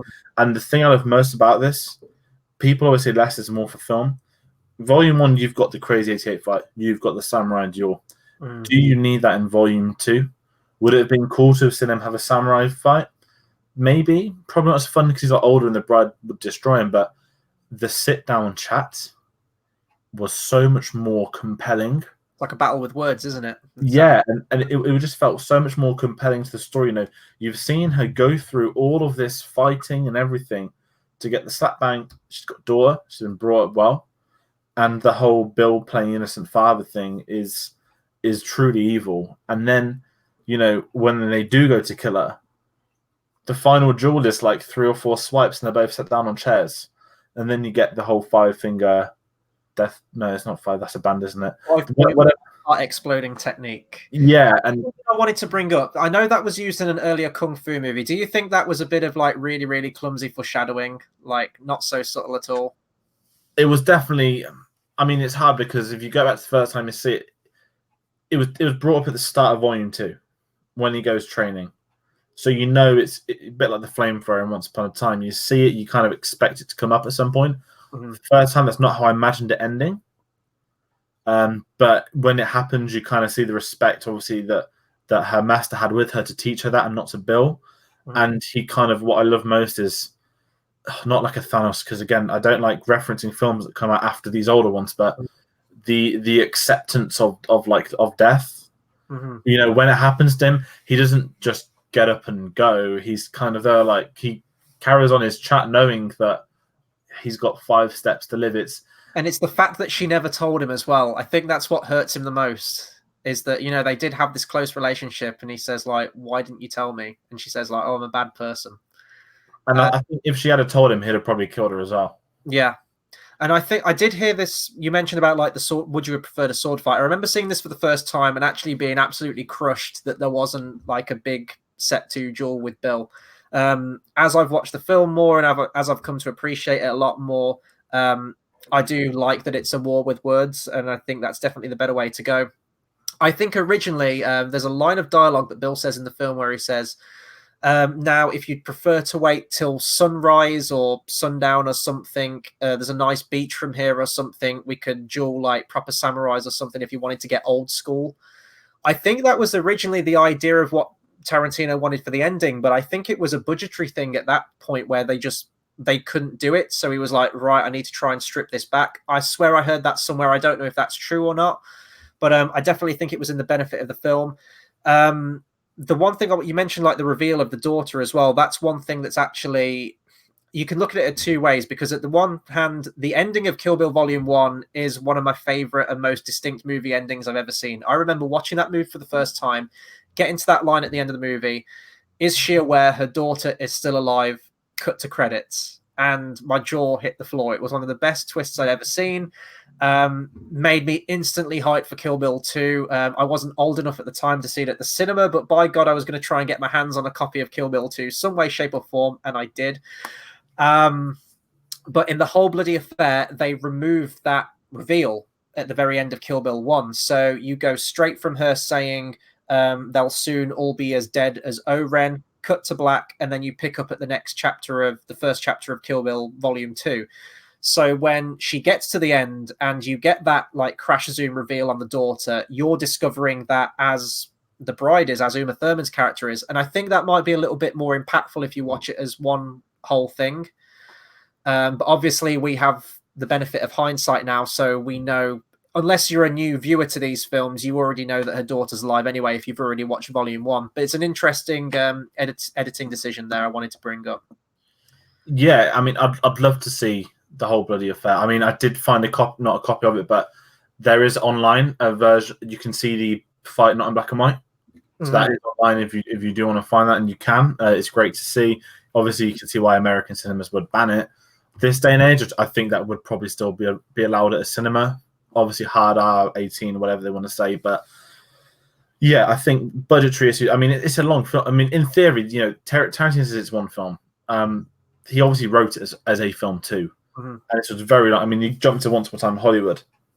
The first cut was 4.5 hours long. And I know sometimes a lot of first cuts are longer. But I feel for someone like Quentin, he has cuts of films where I can imagine him happily cutting them down by the time he hands in the final draft. We know, obviously, he's done the odd extended edition and whatnot, but he's someone that he knows what he's writing. He knows what he needs to tell. I don't accept you're right with Bud and the strip club stuff. It's a scene doesn't really add into anything because we've already seen that. Not that he's a bit of a loser, that he's got a trailer, he's not doing anything with his life. You didn't need work to add on to that because you kind of know. I think he has. I know it's kind of going off tangent with the characters, but Bud's someone that I'd never cared for the start, but I kind of really liked on my recent viewing because you know that he's probably not regretted everything he's done, but you know he's moved on from it, and you know he can't get away from it. And it's the kind of the inevitability that someone will come from at some point. And one of my absolute favorite moments in the whole both volumes of Kill Bill is the fact that he never sold the sword.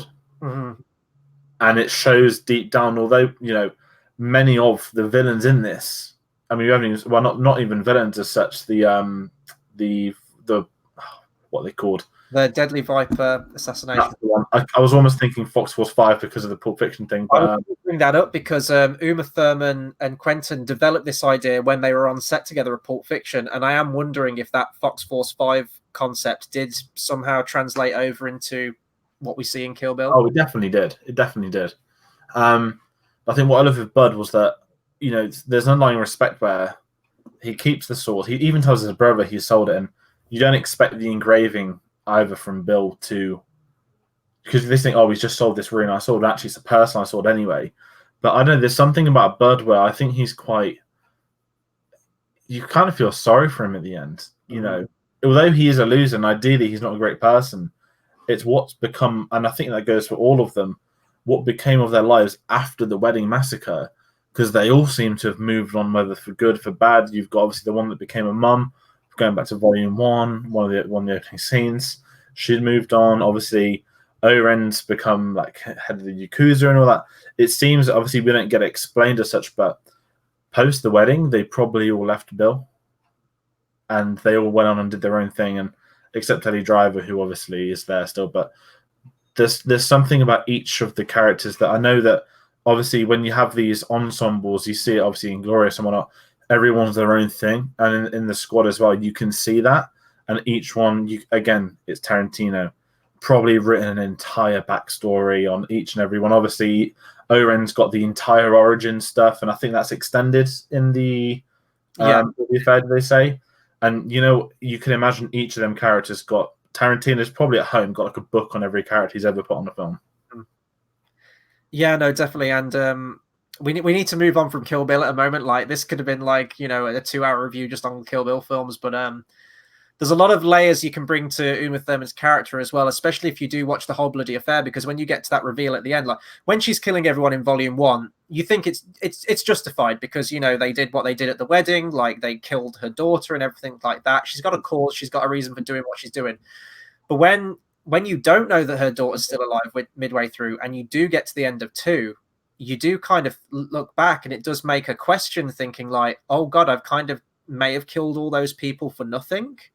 Like the cause wasn't there technically, and it brings so many layers to the character. And you need to think as well that, especially with like Vanita Green, number 2 on the list, she has settled down. She has got a husband. She has got a 4-year-old daughter, Nikki. She is fundamentally living the life that, you know, was stolen from Beatrix. And I don't know, I just like those layers to the character, in that you think like maybe Beatrix herself probably did equal to worse things that most of the rest of the people in the squad are doing. Bud definitely has, you know, you do feel sorry for him to some extent. That line that he says that you get teased at the end of volume 1, where he says that woman deserves her revenge and we deserve to die. When you first hear that, you think, oh God, you know, maybe he doesn't want to fight and maybe he is remorseful. And yet he probably like gives her like a worse fate than death by shooting her full of rock salt and then burying her alive, which would be a fucking horrible way to go. So even people that you do have that like shred of sympathy for, or empathy, they are still very dangerous and horrible people. And I think even the protagonist of the film, Uma Thurman's character, does have traits of that. I don't know. I just find it really complex and really interesting. And there's a lot of stuff going on in Kill Bill, and it's a very, very big film. There's just so much you can read into it. Also, shout out for Pai Mei's character. Easily one of my favorite Tarantino characters. And the fact he died was really sad. Because it's one of them films where you kind of question, would Ali Driver be lying? Yeah. I genuinely believe she probably, because he's so wise, you wouldn't think he'd be able to die. Do you believe her or not? I think she probably did kill him. Yeah. I love that he's the reason he pulled Nightwall out, and then since she does it in part 1, 2, and at Crazy 88, so doing it in part 2, we know she's learned that skill. And here's the thing with her as well. Like, I know that Tarantino has talked about doing a Kill Bill 3 for a very long time. I really hope he doesn't. I think that's just ingrained into us as a human species, if you're a film fan, that you can't just have 2 films in a series. It has to be either one, or it has to be a trilogy, or it has to be a saga. There is no in between. So I think, and even Brinsley said that he held off on watching Kill Bill 1 and 2 because he thought it was going to be a trilogy, because he thought 3 was coming out. It's still been talked about. There are rooms and there are holes in the story where they could easily do a 3rd one. We don't technically see Daryl Hannah's character die in the film, and I think at the end, when it crosses through the names, you get a question mark over her name. And of course, you do have Nikki's character from Volume 1, where she mentions, you know, when you're older, if you still feel raw about it, I'll be waiting. So you could have a revenge story either told from Nikki's perspective, or have Nikki as the antagonist in some way. You could even introduce Uma Thurman's real-life daughter now, who would be of age. So that could be cool if they do that as well. That's when I was reading it last week, that Tarantino, he kind of, you know, he likes to tease a lot of projects he doesn't do or does do or whatever he feels like doing. He even said for Kill Bill Volume 3, because I forgot her name, but the one that she cuts both the arms off, that's the end of Volume 1. Sophie Fatale. She is still alive. He kind of said, what if Sophie Fatale raised Nikki and she would have to then fight the bride's daughter? That's what Tarantino said himself. Like, if it was ever there, that is easily, commercially wise, the easiest sequel he could do. If he wanted to, if he really wanted to, he said his 10th film will be epilogue-y. Does that mean? Oh, I don't know, but certainly if he wanted to, this is years ago. And he's even said this before. Like, he spoke about, oh, well, if I was going to do it, it would have been in like 2015, because it would have been like 10, 11 years after. But he could easily revisit, and it's spot on. That's the other thing. Uma Thurman's daughter coming of age. I know she's not done many films, but obviously Stranger Things, she got a lot of screen time on there. She kind of, I'm going to say she's probably become a household name off the fact that you don't realize she's related to Uma Thurman until someone tells you. She was used in Once Upon a Time in Hollywood, so maybe this could be continuing the actors that he uses in multiple films. So that's why, because I was working it out, because BB's 4 years old, right? She's 4 years old, and if you're gonna like suspend that it takes place in 2003 when the movie came out, 10 years later, 2013, we're in 2019, so 6 years later. So say she's 20 years old. Uma Thurman's daughter's 21, so it's not all much of a shift in age. It would be an easy one for him. I think a lot of people commercially want it to be his 10th. That's because they have. Because I'm like you. I don't think he's going to retire after 10. I think he will go into telly, but yeah, if he wanted to do Kill Bill, he knows he can. And the thing is, if he was going to do it, it would be exceptional. And I think the whole world, not to over exaggerate, but I think that would be on not Force Awakens tier, but that kind of, oh my word, we did not think we'd ever get this, but it's coming. You've and got how are we going to cope as well. I do think there is an inherent nostalgia for a lot of people with Kill Bill as well. Certainly with me, anyway. Even if you haven't seen Kill Bill, you knew it. You'd seen it. Everyone in school in England used to play like games on their computers when they were like 8 during IT lessons. There was always an online Kill Bill game which everyone played, and I probably played that 10 years before I ever saw the film. And all you do was just chop the limbs off like the Japanese. I didn't even know it was a film. I just knew, this Kill Bill thing where you're a game. So it's there, and there's potential that if he wants to do it, he easily can. But you can see why he'd want to visit it too, because again, Tarantino, he's probably in his head wrote Kill Bill 3 already. And we have got this sort of trend right now of this surge of strong female independent characters and everything like that, some written to a greater degree than others.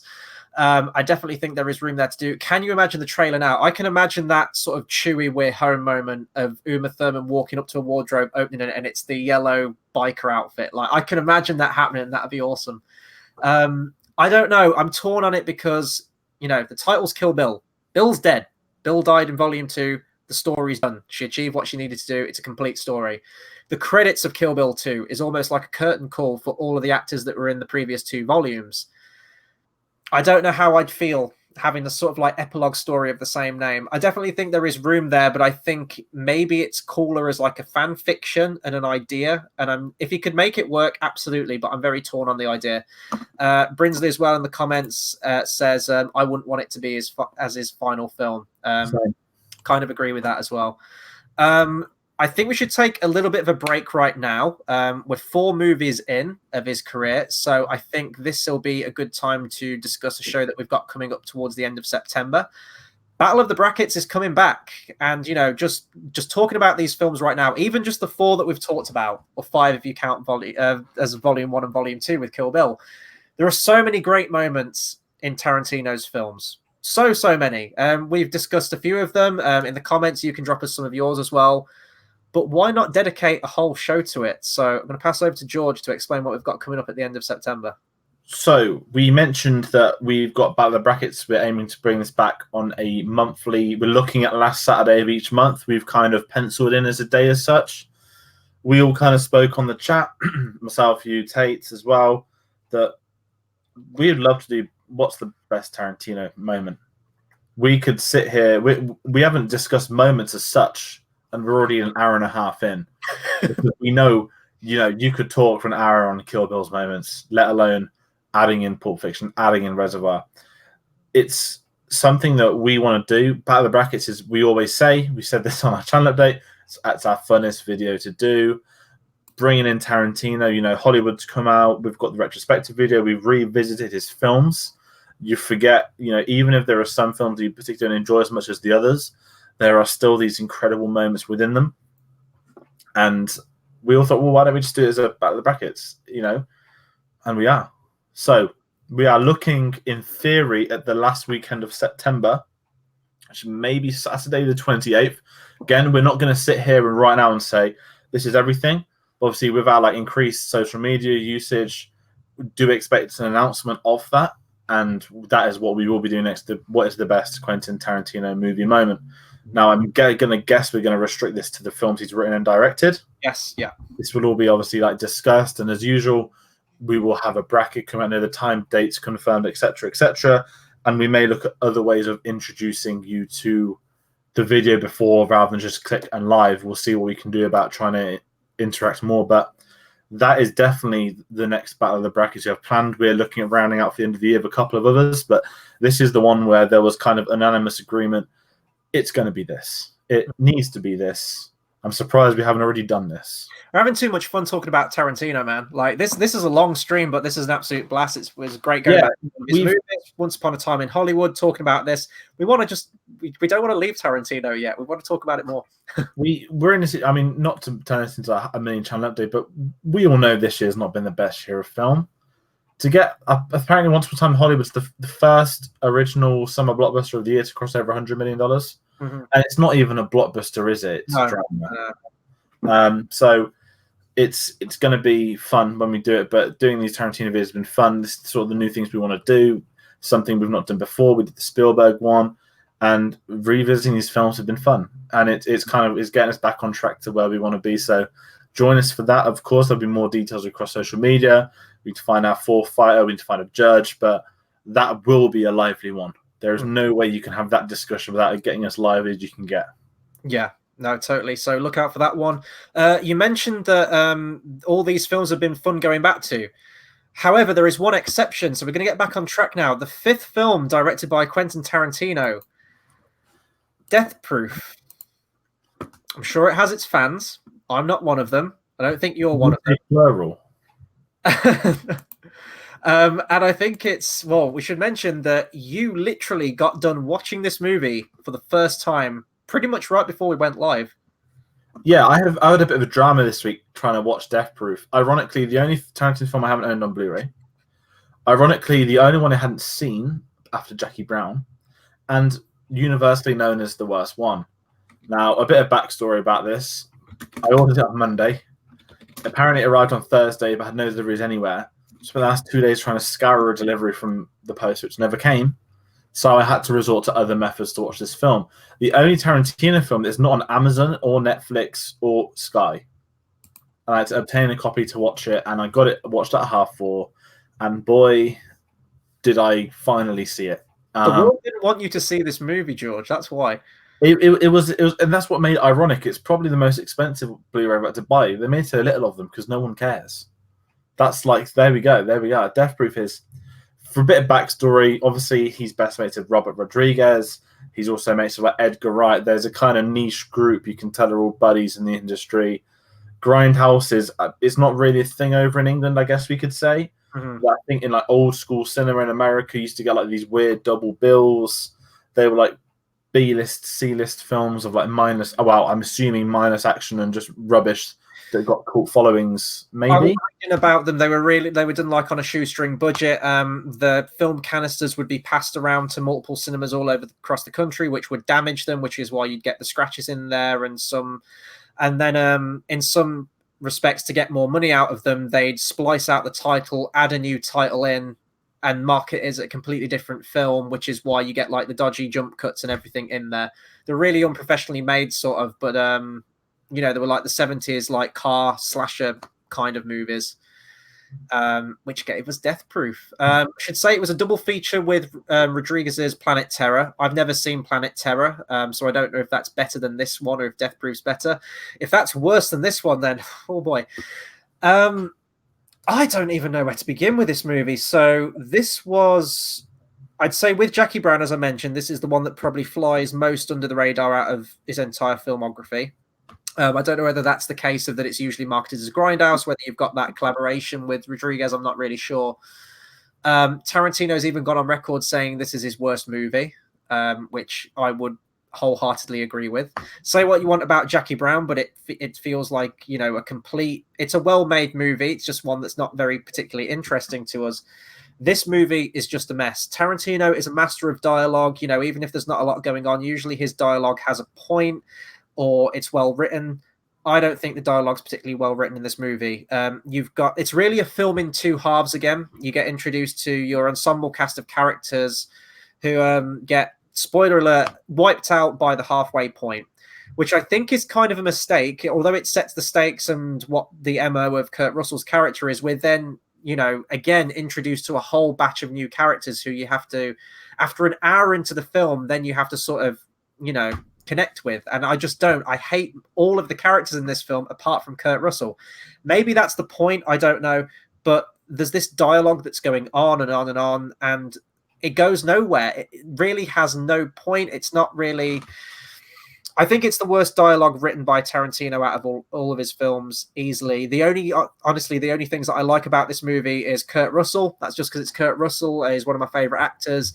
And I think it has some well shot action towards the end of the movie, some good stunts and everything like that, good camera work with the car chase. That's honestly it. That's really all I can say about Death. I was going to call it Death Race then. That's a different movie. Death Proof. Yeah, no, I've got nothing else to say on it. I'll just pass over to you now if you want to talk about your experience.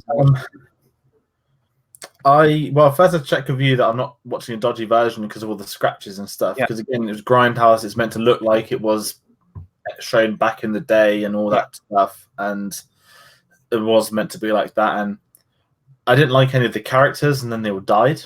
I didn't really care they died because I didn't have any affection towards them. You knew Kurt Russell was a bit creepy. You kind of knew what you're going to get, and then you get the second half, where you get introduced to new characters. And I know this is kind of the Tarantino has members of his crew that reappear many, many times. Zoe Bell was the stunt double on Kill Bill. And I think Quentin just probably, to be fair, with what happens the last 10 minutes, probably thought that it'd be more interesting to have her as playing herself fictionally than it would be her normally. So, because that stunt made a little bit more sense. Anyway, half of this film does feel like an advert for Zoe Bell. It's for like here's a look into the stunt industry. And the problem is that the dialogue's so poor. You know, you go back to Reservoir Dogs, the opening scene around the restaurant, the I don't tip. It's a conversation that's probably took place many a time in America, many a time around the world. It's never been put on film.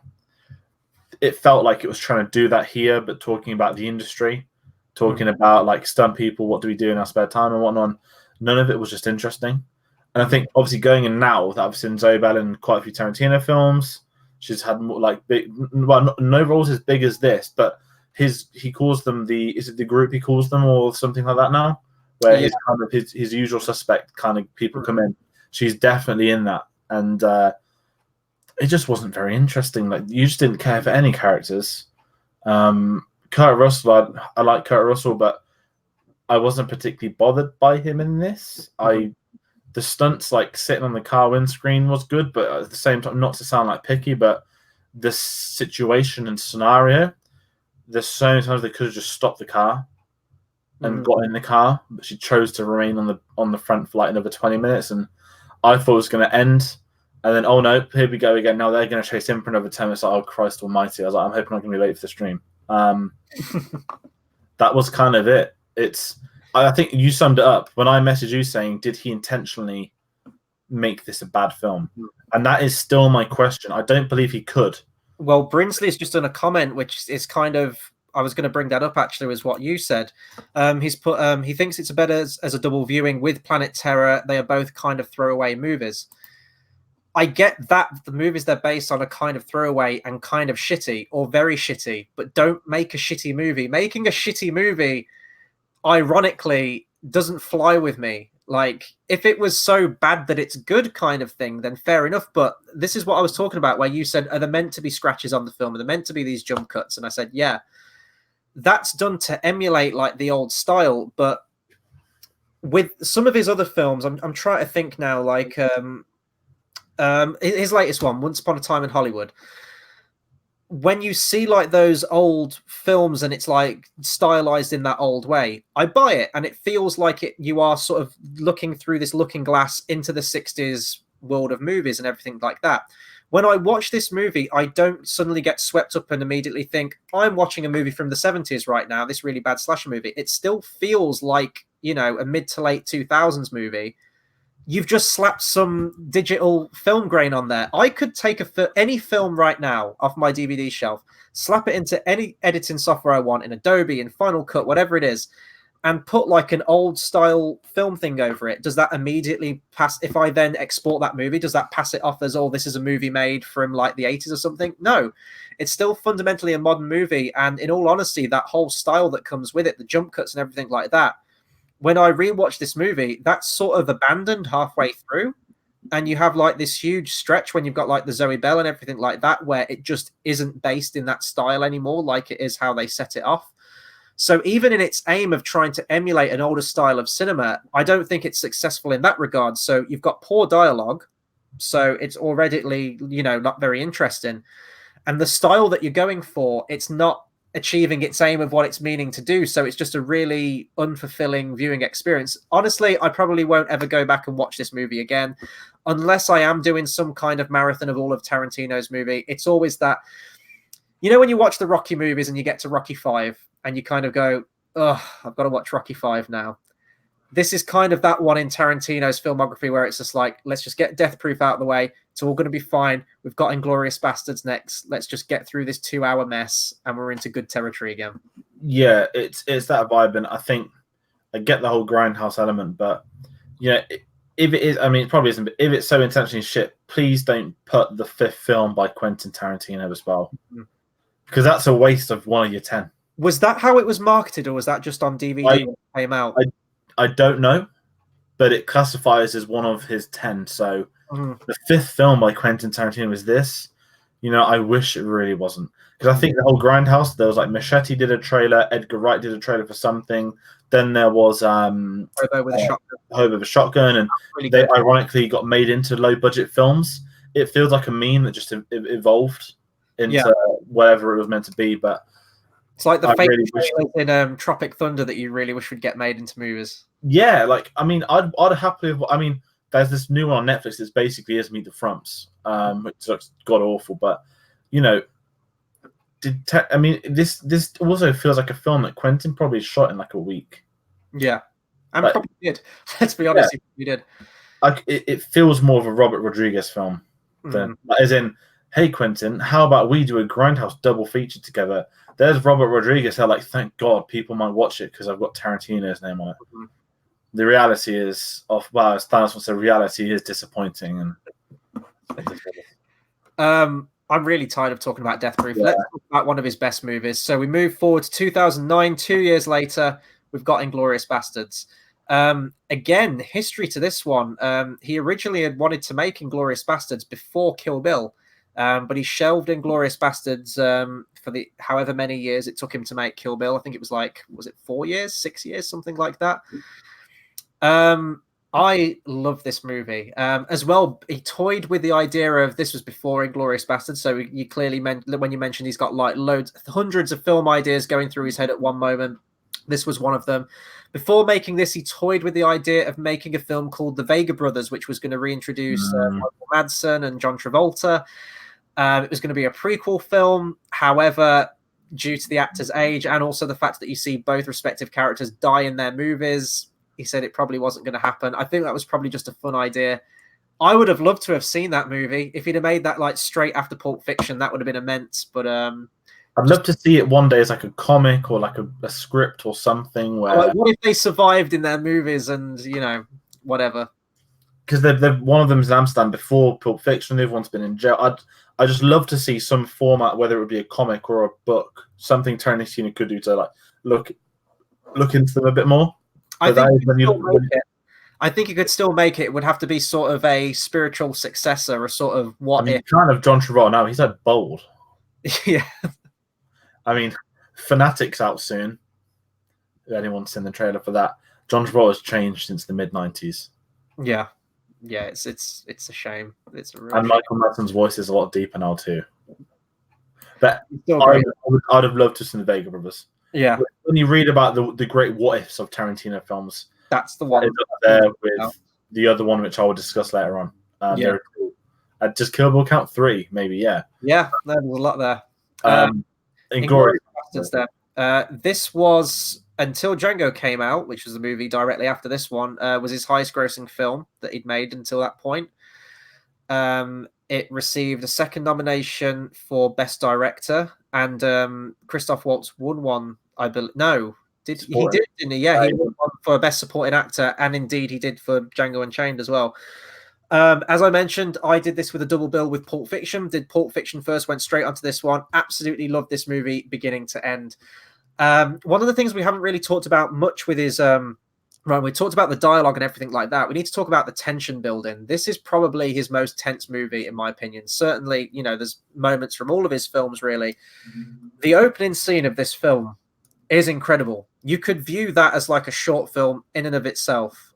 We're introduced to Christoph Waltz's character as the Jew hunter, and he's terrifying. He's easily one of the best villains in cinema. This, I know he'd probably done loads of films before this, but this introduced me to Christoph Waltz, and I think probably did to a lot of people as well, and definitely got him the recognition. Easily, probably why Tarantino decided to use him in Django Unchained as well. He's just a riveting character to watch in this film. Before you even get to the bastards themselves and Brad Pitt's character, I would say without a doubt the most interesting character in this film is Christoph Waltz's character and kind of the journey he goes on to. Whether you like how it ultimately ends and if you think that's in keeping with the character, that's for you to decide. I don't even know where to start with this thing. This is just an absolute masterpiece of filmmaking. And when we get to Once Upon a Time in Hollywood, it's kind of that Tarantino playing with history thing again, which is always good to see. This was a film, so I didn't see this till about, again, before Django came out. But I remember this was one of the first ever years I watched the Oscars and the BAFTAs. So it's the 2010 actual ceremony, so 2009 films. And I remember seeing the opening scene was, when they did a little montage of like clips. I remember TV spots from, but not ever being able to watch it, of Hitler shouting 999, like smacking. Yeah, I remember the TV spots. I remember the awards. Never got into scenes until a couple of years down the line. And I remember I picked it really cheap at like a shop. Didn't watch it for like a year. I wasn't 18. My dad paid it for it was like a war film. It'd been up for awards and stuff. We just didn't go around to watching it. And when I finally did, oh my word! As someone that I've kind of said so many times on this channel, always loved my sort of like World War history films, war films, whatnot. I did not know anything about this going into it. Didn't know about the Oslo history. I didn't know about anything. And it was probably one of the funnest viewings I've ever had for a film first time. At this point, I didn't also like foreign films much because I didn't like subtitles. So they're like, wow, I'm really going to have to concentrate on this one. And the opening scene, this was Christoph Waltz's breakthrough, like the breakthrough. And when I say breakthrough, I mean he won every single award he was put forward to. Off of the back of this, he then started being in more American films and stuff, and obviously then we get to Django. But there is truly one of, I wouldn't say the most important character in this film, one of the most important characters in Tarantino's films, as all of them. Tarantino said he was scared about making this. He didn't think he'd be able to make it because he couldn't make this without the Jew Hunter. Mm-hmm. The fact that someone would sign up to play someone called the Jew Hunter, and Tarantino's obvious request was, you must speak French, German, Italian, and English. Now, to find a human that can do those four, let alone be an actor and be a great actor, is a tough find. I think Tarantino said on record this is the hardest casting he's ever done in his life. And you can see the kind of the respect he has for Christoph Waltz in interviews post this. He's given a role in Django. I thought he carried it Once Upon a Time in Hollywood. There's a guy that walked to the bar and they're recording Lancer, and it looked like him from the side. And then you realize it's like Mexican. It's not him. But this is the strongest, to me, the strongest performance in the entirety of the Tarantino films. Mm-hmm. And this film as such, we're just discussing one guy. What you mentioned, the tension. The opening 20 minutes is the perfect introduction you want for a character. You know everything you need to know about him. He openly loves the fact he's called the Jew Hunter. And there's just the classic moment where he brings the soldiers in and he's doing his like farewell, blah, blah, blah, blah, and he's just pointing at the ground of where he's switching languages so the people underneath can't understand. Yeah. And it's just, and I think this is also Tarantino's best written film. The fact that obviously I'm guessing he obviously wrote it with translators to obviously do it all on set, but Tarantino, like, not only is it tremendous dialogue, it's tremendous dialogue in another language. Like that, I'm sure there's some, as you mentioned, like translation there that you've got to do to make it work, but oh boy, does it work. And he has to write in the script, be like, I'm going to have this start in German, then this conversation, sorry, I'm going to start this in French, then it will go to German, then it'll go back to French. That would have been on the script. Mm-hmm. And even the Italian part is a twist at the end. Mm. One of my favorite Brad Pitt lines in history is "Buongiorno," like, and then when Christoph Waltz starts talking Italian, it's game over. Yeah, that was it. That was the twist. Like, holy shit, he's speaking Italian, and it's just amazing. And we're just talking about one character. There's the bastards. There's Brad Pitt. There's the bar scene. You got Fassbender. Oh my word, it's long, but this is one of my favorite films ever, as well as being a Tarantino film. And I just had so much fun. And for someone that's, for something that changes history and has Hitler being gunned down in a cinema by machine guns while the cinema's burning down to a crisp, I don't think that actually had any bad press either. In a bit like Once Upon a Time in Hollywood, no one's complaining about the end.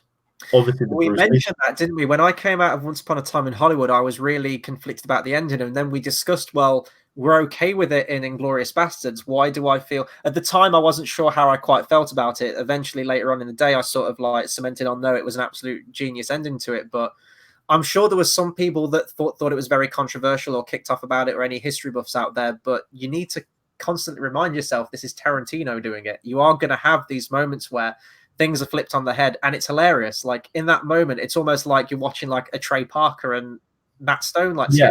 I mean, no, I love it. You mentioned all those characters as well. Shoshana is one of my favorite characters in Tarantino as well. You have all of these ingredients in there. You have like the bastards like going on this kill crazy rampage. You have Hans Lander as well, who's this terrifying villain character who's sort of switching sides in order to stay alive, essentially, just to stay ahead of the game. This is like another classic revenge story, and like, boy, she's got reasons for doing this thing. The shot in the cinema where it's burning and her face is projected on the screen and she's just maniacally laughing is one of my favorite shots of any Tarantino movie. The soundtrack as well, like use of David Bowie's Putting Out Fire, Cat People. Love it. Like it's taking those songs that didn't have any particular relevance or weren't even out at the time, but somehow he makes it work. It's all part of that stylized thing. Talking about it now, this is actually sadly one I didn't get to rewatch. It's one I've watched many times. The only one I haven't rewatched is this one. This and Django, I didn't rewatch those two, but talking about it now, man, like I might just go and watch this movie tonight. Like it is so good, and I'm thinking about my ranking now. I haven't actually written out my ranking yet, so I'm going to be talking about that at the end. This is going to be high up there. This will probably be top 3 without a doubt for me. Yeah, it's just an incredible film. There's so many moments as well, and we can't talk about them now because probably a lot of them are going to come up when we do Battle of the Brackets. You've got the Bear Jew as well, Eli Roth, that whole scene with the baseball bat. Man, there's just everything. Did Eli Roth direct the film within it as well, didn't he? Yeah, he did. It's the extra. Yeah, the propaganda film. And this kind of introduces Daniel Bruhl. I think this was his big sort of American break. What I love about Tarantino is that obviously he needs people that can speak the tongue, but he wanted native actors from the countries that they're meant to be in this film as well. That's something that I quite liked that he went forwards with as well. But just the concept of the bastards themselves, you're already intrigued by it. It's like, these are all Jewish. We hear the Nazis don't like Jews. And then you kind of are like, I know how this is going to end. This is going to be incredible. And it's got some of his funniest moments. It's got some of his darkest moments. But I love the whole thing. Even, like, I forgot the actor that plays the one that's pretending to be the Italian director, when he says the same, like, 3 words and always spins his hand, like, and nods after. Oh, Dominic DeCoco. I think that's the one. Yeah, it's just, the film's amazing, and Brad Pitt. To me, Brad Pitt's an actor that I know it sounds a bit weird. When I was younger, I didn't like him as much. Not because all the girls fancied him and stuff, but there's something I never liked as a kid about Brad Pitt. The same with Leo. I'm going to be honest. It's only until I really turned about like 13, 14, started really watching their films that I'd like, hold on. Yeah, people scream and obsess over like Mr. and Mrs. Smith and Titanic, but have you seen the quality and everything else? To me, this is Brad Pitt's best film, and I say that as a big fan of Fight Club. This film, obviously Once Upon a Time in Hollywood, he's supporting. Maybe over the time that's going to change. He's certainly got the best scene in Once Upon a Time in Hollywood, but Inglourious Bastards, the moment he introduces himself as Lieutenant Alderaan, you are hooked. He is in every single... I'm not saying he steals every scene because he's in scenes with Christoph Waltz, but he takes every scene by the scruff of the neck. And seeing Brad Pitt with Tarantino is turned out to be one of my favorite pairings for an actor-director. And obviously that's progressed, and I would love to see them come back for more. But I think he's certainly, this is that film. No, absolutely. It's difficult to say where I'd... because Brad Pitt's done so many good things out there. I was like you as well with Leo, absolutely on the same page. Like Romeo and Juliet, Titanic, like get that shit out of my face. But then he started just making those hits, man. You know, like Shutter Island, Inception, Blood Diamond. Like he's picked his projects exceptionally well, and then we'll talk more about that once we get to Once Upon a Time in Hollywood. Inglourious Basterds, absolute classic, just easily one of Tarantino's best. And sort of keeping with that theme, actually, we'll be talking about Leo now, won't we? Moving on to our next movie, Django Unchained. Christoph Waltz again winning the Oscar for supporting actor. I don't know how I felt with this movie. I don't like this one as much as everyone else seems to. I don't know if it was the massive amount of hype that came out around it at this time, and I just went into it with that hype, and then I sort of came out and just was like, it's not one of my favorites. I do really enjoy this movie. I do think it's great. However, I just don't think it's as great as everyone says. There are moments, again, that I would completely cut out of it. I think it's a structure thing with this movie, and it's Tarantino's editing. He doesn't know when to quit, and he doesn't know when to not put himself in his own movie. I think this movie kind of loses me towards the end. It's wherever you put your finale. You have this big climactic moment where loads of your characters die, and then it goes on for like another half hour. And I'm sure this is how you felt with Lord of the Rings Return of the King. You have this whole extended sequence of Tarantino being an Australian slave runner, and it's terrible and it's awful and it shouldn't be in the movie. And then Jamie Foxx's character cycles back to the same place that he went to originally, and then we get another action finale. I think if you're going to restructure this movie, have your big shootout in the mansion, and also integrate the ending with the explosion of the house into that moment at the same time, and you'd have a much more solid movie. That's kind of my gripe with the movie that I have. But, you know, it still has some walkaway performances in there. I'm going to let you introduce this one, and sort of I'll jump on after that, because I don't really have as many warm feelings towards this movie as many other people do. This was probably one of my most hyped films I ever saw in my life, because, as I keep saying to every film, I watched this before Django.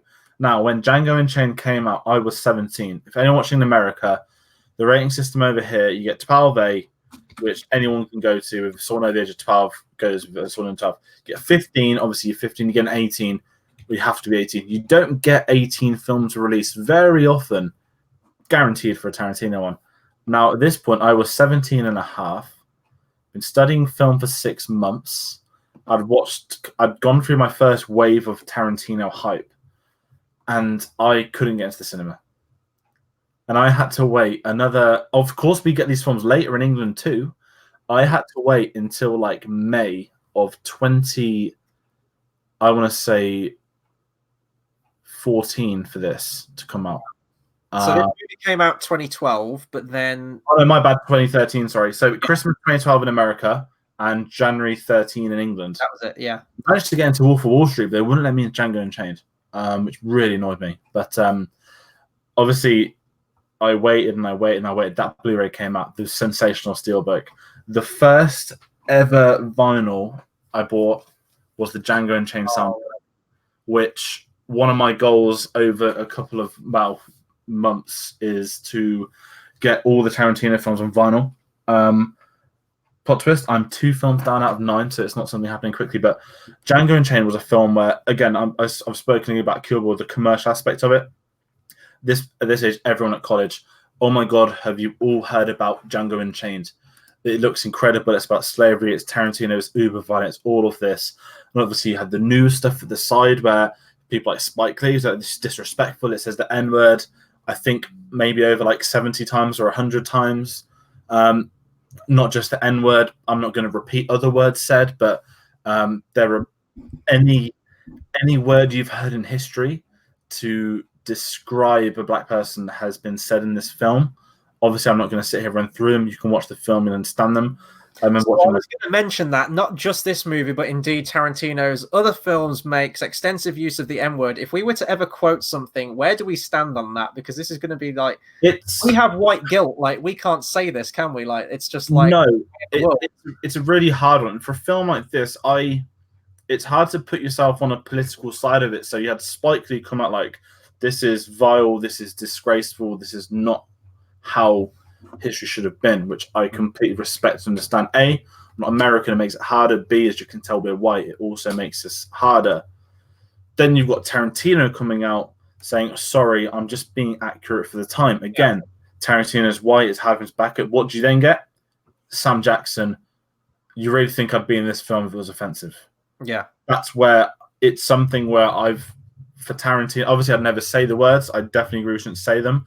Even quoting them, kind of say like, just say like, oh, N-word. Not say it as in, you know, I will say there's a P word that's said in it as well. 3-syllable P word, if you know what that one is. And it's a really hard one because at the same, I don't know if this is going to get me absolutely battered or in trouble or whatnot. Please don't spread or anything, but at some points in the film, it's funny when they say it. And the problem, I think that's what caused the little bit of outrage, was that some of it was done for comedic effects. Mm-hmm. And it worked, I have to be honest. I know it's bad, but I think I read that. I mean, Brinsley's literally just took the words out of my mind. Sam Jackson had to help Leo to say the N-word on set.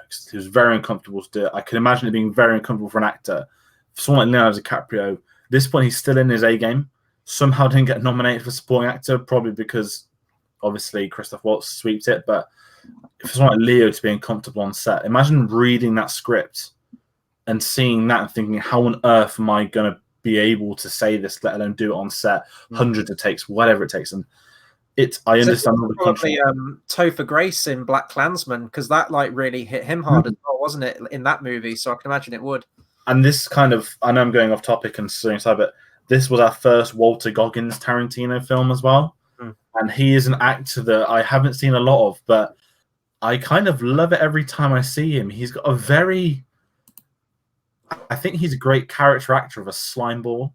And in this one, he's obviously like he works at a plantation. He's not very nice. Obviously, he's one of the white guys in power.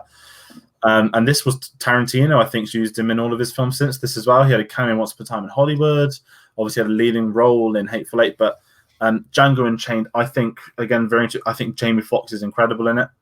I say this is not the definitive Jamie Foxx film.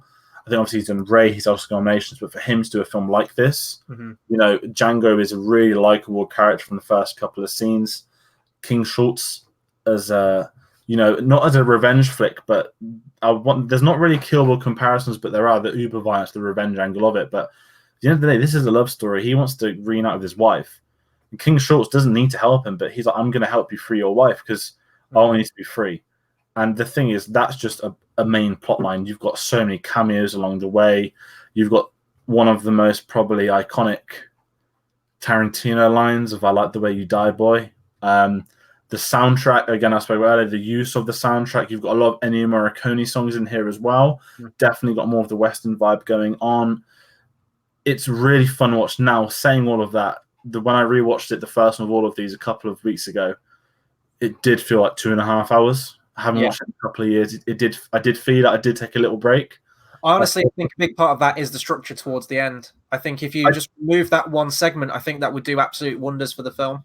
I don't know if it was that end. I think it was more of I'm waiting for Leo to turn up because he is incredible in this. Yeah. One of the funny things with Django is that one of my friends watched Reservoir Dogs for the first time, texted me when I started watching Django saying, I'm just about to start watching Reservoir Dogs. Oh, that's pretty cool. Forgot how long Django is. Get a text from my friend saying I finished Reservoir Dogs and I'm still like half an hour away. It's a long film, but I think it's probably for me. I think what you had of Kill Bill, with that being, I guess, your first not formal introduction as Tarantino. This was this for you. Yeah, although I've seen a lot of the others before, it was all in preparation for this. Right.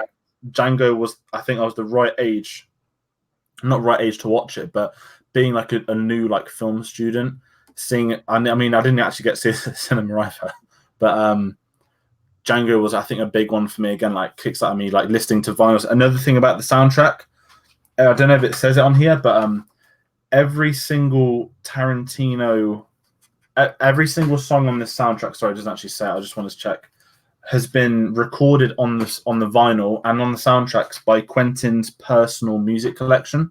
So if you ever listen to the soundtrack, you can hear The you know, when you put the needle down, you can hear that. You can hear the little bumps and that stuff. And it says it's all created from his own catalog at home. Awesome. He obviously made them record his own soundtrack, so there's that as well. But to me, this is, I think, my funnest Tarantino film. I think Sam Jackson is incredible in it. Oh yeah, he has the greatest facial gif I've ever seen in my life, which is his grumpy. When he's approaching the house, isn't it? Yeah. It's like, what's that doing on that horse? It's that line. Like the moment you introduce to Sam Jackson, him and Leo are so good together in it, and you genuinely believe it. And then he's feigning it the whole time. It's one of the darkest ones. I think if you don't like Tarantino, you're definitely not gonna like Django. I think that's said. And if you're offended easily, Django is definitely also not a film for you. I mean, I don't know if you remember the controversy that they had Django and Chain merchandise that went out in shops. No, I don't know about that. No, they created like 12-inch action figures, and they looked incredible, and they had to then like ban them because people were complaining. So Americans were more offended by Django and Chain toys than they were real guns, which I thought was really ironic. But I think this is a really big one for me. That as time's gone by, not my opinion has disproved of it more, but I've kind of had more respect towards some of his other films. But I still love this, and I think it'd be interesting if you gave it a rewatch, because I think when it does do its action, it's so well. I mean, with Tarantino, we've gone about his music again, but this is one of the ones where the music is on point with what happens on screen. And it's definitely one of the ones where he's written scenes around the songs. But I love Django Unchained. Don't get me wrong. I enjoy the movie. I really enjoy the movie. I just don't feel like I enjoy it as many other people do. For example, I think that Inglourious Basterds is a much stronger movie. I think a lot of his other ones are stronger than this one. But I know that I think next to Kill Bill, these are sort of like the two mass popular kind of Tarantino movies. I think that's fair to say. And this is his highest grossing one too, isn't it? Yeah. On the flip side to you, though, and I actually feel really, really bad that you didn't get to see this in cinema. This was my first 18 that I went to see at the cinema. So my birthday's in January. I think I was already, I need to do some maths on this. So 1993, 2003. Yeah, no, I would have been of age anyway. And it was just so nice to go and see an 18 movie, because before I turned 18, there were plenty of movies coming out of the cinema that were 18s that I couldn't get to see that I wanted to see. When I've turned 18, honestly, to this day, I think I've only been to see about 2, maybe 3 18s since I've turned 18. I'm now 26, going on 27. So it's quite an interesting thing there. This was usually in January as well. You get the absolute dregs of cinema in January. I know you get some like Oscar ones here and there, but usually January is a pretty bad month for film. Can you imagine my delight knowing that I've got a Tarantino movie land in January for my birthday? So I went with a couple of mates to this thing. And you're right, like I think you definitely enjoyed it a lot more than I did, but there are so many great characters in this one. You mentioned Samuel Jackson, and Brinsley's been mentioning it as well. One of my favorite phrases from the film, and I can't say it, so I'm going to bring up Brinsley's comment. That one right there at the bottom of the screen, that whole scene when he first approaches, and the sass he's given to Django's character and the rivalry that they have. It's amazing. Just the way that he talks as well. It's such a different like persona of Samuel Jackson. And although Leonardo DiCaprio is amazing in this film as well, I'm going to talk about him in a second as Monsieur Calvin Candy. The real villain of this film is Samuel Jackson. Like, he is probably like the most evilest one out of both of them. Not to say that Leonardo DiCaprio isn't evil. The scene that we're introduced to him, he's got two people wrestling to the death of him, and he's loving it, and he's just jeering it, and he's cheering it on. It's absolutely horrible. But like, Samuel Jackson's a really manipulative, nasty, evil guy. To people of his own race as well. Like, he's really unscrupulous in that regard, but he is so much fun to watch. Just his lines of dialogue, as I said, like when he first, like, he goes stay in the big house, like when he first sees him, it's amazing. Love it. Like, where's Hildy? Hildy's in the hot box. Yeah. It's just, again, Tarantino dialogues. Leo said this isn't improv. There is a scene of improv, which obviously we'll probably talk about, but that is all written by Quentin. And it's so natural, slave and his master, but you can tell that. I mean, we know that Sam Jackson's playing him for a fool. He's not this useless old guy that's slow. He knows exactly what he's doing, and that's why he's probably made it to that age of where he is at the plantation. And it's just it's everything. again, going back to when he's first used, the music they play is like some like real like bumpy, like really upbeat music, and then it's just like Sam Jackson's frown like for the whole thing, and it's so well done. And I think, you know, it's just amazing. I think another thing of this was the first film post Sally Menke. Yeah, and I think the editing is very good in this. Obviously, it's a big legacy that showed noticeably different. It is noticeably different, but I think it works. The bit where I noticed the editing the most is another one of my favorite scenes. I think this was released as a separate scene on YouTube before the movie came out, so I actually saw this scene before I actually went to see the final movie. The KKK scene with the bags on their head is amazing. Might go on a little bit too long, perhaps. Maybe it kind of goes into Family Guy territory where the joke kind of like runs out of steam a little bit. But my God, that's probably like my most quoted scene, where he's like, "I think we think the bags are all a good idea. I'm not pointing fingers, but they could have been done better." Like just that whole scene, that exchange there, especially the way it's cut, in that you have that cavalry charge of the KKK, and then it cuts to just before they did that, and then it cuts back to them. It just shows the complete buffoonery as well. And that's yeah, Jonah Hill, you're right. And that's what I like what Tarantino does as well, in that he's not afraid to go to these parts of history, these really, you know, like hated, you know, vile, you know, groups of humanity. You've got like Hitler in Inglourious Bastards, you've got the KKK in this, you've got the Manson family in Once Upon a Time in Hollywood, and he puts them down and he makes them like complete idiots and buffoons, and he gets his revenge on them, and it's so cathartic and it's so fun to see in films like that. Let's talk about Leonardo DiCaprio. His first introduction into Tarantino's films, and I'm sure he's going to be here to stay in a lot more of them. Calvin Candy is one of my favorite characters in all of Tarantino's films. Just the way he plays it, and the walkaway scene. You talked about improv. This was the scene. The skull scene, the skull monologue, where he slams his hand on the table, breaks a glass goes into his hand, blood's gushing out of his hand. Like as the scene goes on, you're like, oh my God, like this is terrible. And he just powered on and he brought it into his performance. That's testament to a real actor there. Any other actor could just say like, hey, can we like cut? Like I need to get this patched up and let's go again. He carried on. Like, I don't know if they then cut, like if that like hand smearing thing was part of the scene. I don't know, but if it was, that's amazing. And Leonardo DiCaprio is an absolute powerhouse talent. He's easily one of the best actors in the business right now. And I just love his character. Again, he's one of those characters that you love to hate. Tarantino does this so well, where you can have one of the most horrible, twisted human beings ever, but you kind of like them and you kind of enjoy seeing them on camera. And when they die, you do kind of go like, oh, I would have liked to have seen more of that character.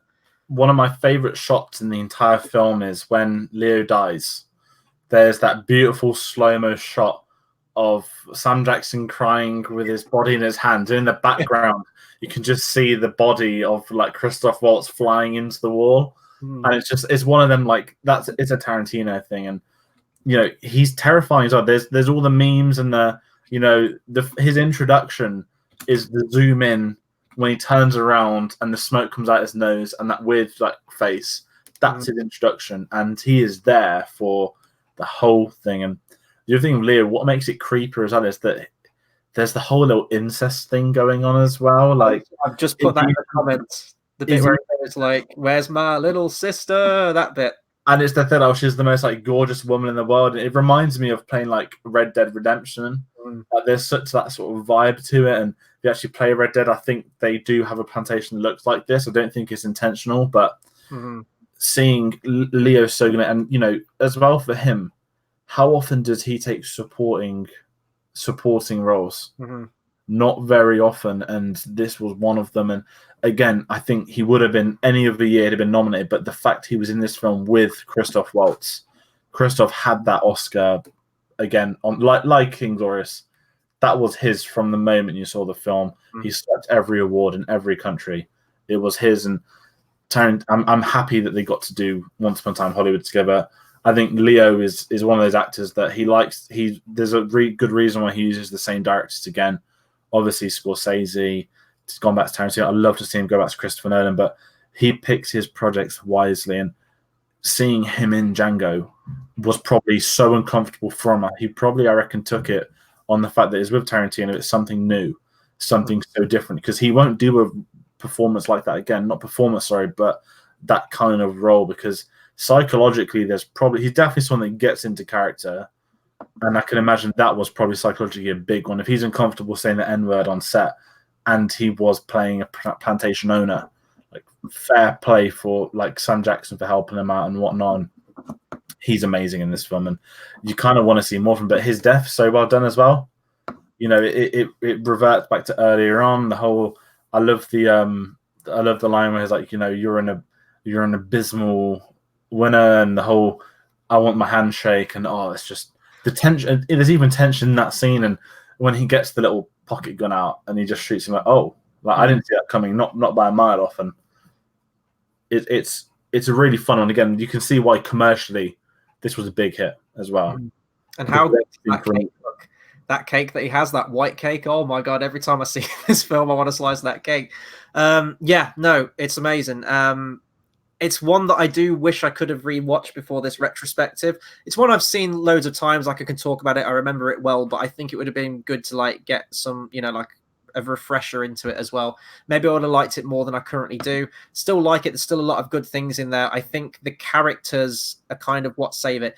Another thing as well with Christoph Waltz, very briefly before we move on, I think another reason is that, to me, I know he's playing a very different character, but it's still a lot of the very same mannerisms that we'd already seen from Hans Lander. And I kind of felt like with his character, there was a bit of a retread there. He's still great in this movie, but I don't think he was as great as he was in Inglourious Basterds. He was just kind of Christoph Waltz. And then since this movie, he's more or less kind of the same in every single one of his other movies. I know he was in Alita Battle Angel. I know he's in The Three Musketeers as well. He's always just kind of playing Christoph Waltz again. So I think that's one reason I had as well. Although this was Tarantino's first all-out Western, I guess you can say that.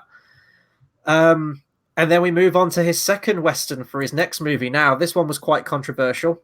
We're moving on to The Hateful Eight. This was a movie that both of us saw the first time it came out. And I don't think we disliked it. We didn't love it all that much. We found it, you know, mostly kind of forgettable in terms of Tarantino's greater body of work. And it's one that we both said that we needed to rewatch before we did this retrospective. So I rewatched this last night. I was waiting for my DVD to arrive, actually, and it didn't arrive till this morning. So I had to watch it on Netflix last night. Thank God that it was on Netflix. And it's one that I definitely enjoyed a lot more. It's been kind of a running joke on the channel as of late, where we'll say that, you know, Hateful Eight wasn't all that great, everything like that. And a lot of people in the comments actually have been saying, give it a rewatch. I guarantee that you'll like it a lot more. And I did. And I think it's absolutely, out of most of his movies, is one that benefits from a second viewing. As Brindsley mentioned earlier about rewatching Reservoir Dogs, and he'd forgotten a lot about it, this was my equivalent of that. There was many stretches of this movie where I completely forgot elements of it. There were some monologues, like we'll get onto it later, Samuel Jackson's great monologue midway through the film, that I remember. And I remember the setting, but there's certain moments, especially like the ending as well. The ending was like like me watching it for the first time again. I don't think this is one of Tarantino's strongest movies. I do like it. I do think there are a lot of problems with it, and I think that is mostly down to the running time as well.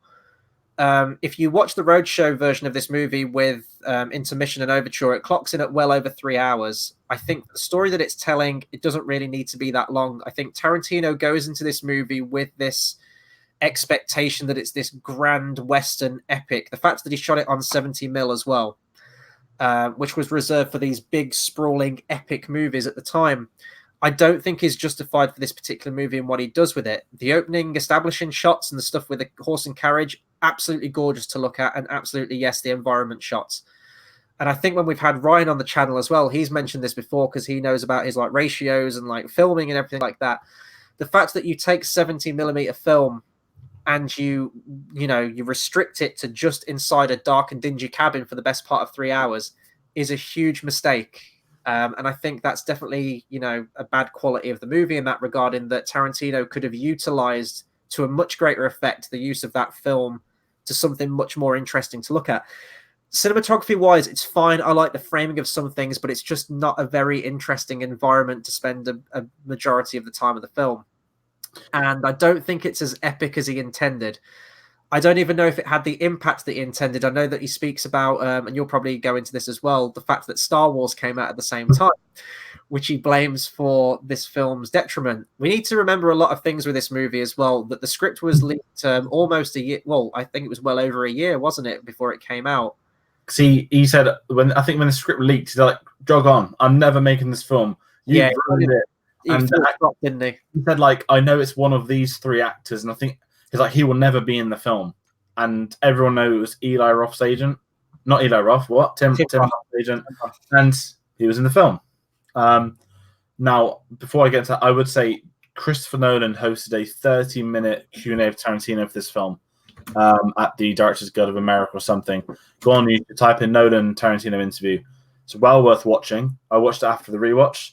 There's a lot of very interesting things in there, not just because it's Nolan talking to Tarantino, but the whole creative process, the leaking of everything. He said the first draft was leaked. Draft 2 was a point of view of Daisy Donahue. Because he said originally in Act 1, when he shoots her foot, she was going to get shot in the head. And that was it. And he says he didn't like the ending. So he said that was the one character he didn't learn. I said that was the one character he didn't know. So he said he wrote the second draft as point of view of Daisy Donahue. So he says, I got to learn the character so I could justify hanging her.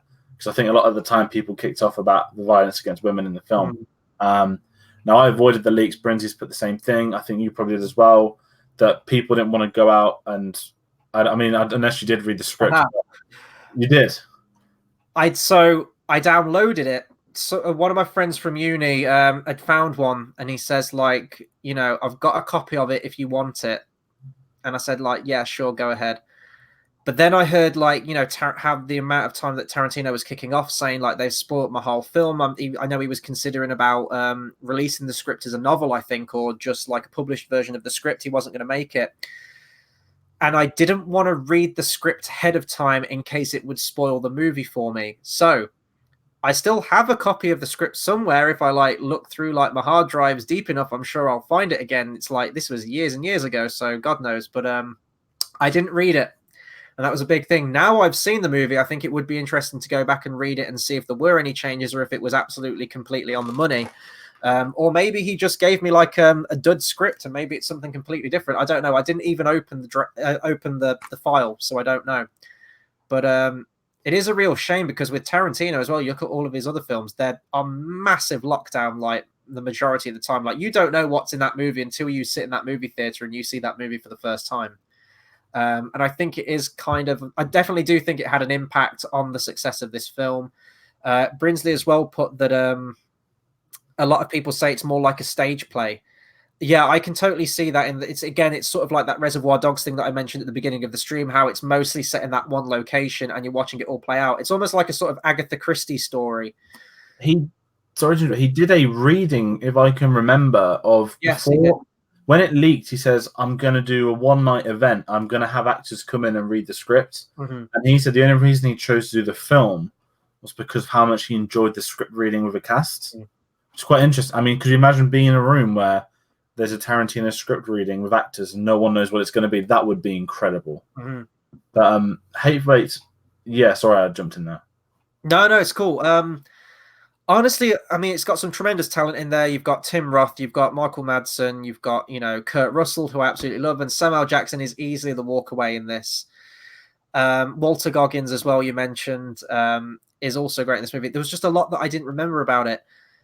I don't know. I enjoyed watching it. It was entertaining. And this is the thing, like, for the most part, even if he makes a bad movie, it's still entertaining in some way. Or if it's not as great as some of his other ones, it's still like an enjoyable watch. And it was last night. And I didn't check the clock at once. I think the version that I watched without all the intermission, it clocks in at about 2 hours 40, 2 hours 50, something like that. It honestly flew by the second time watching it. There are some parts in the cabin where it drags a little bit, and I definitely do think it could have been tightened up a lot.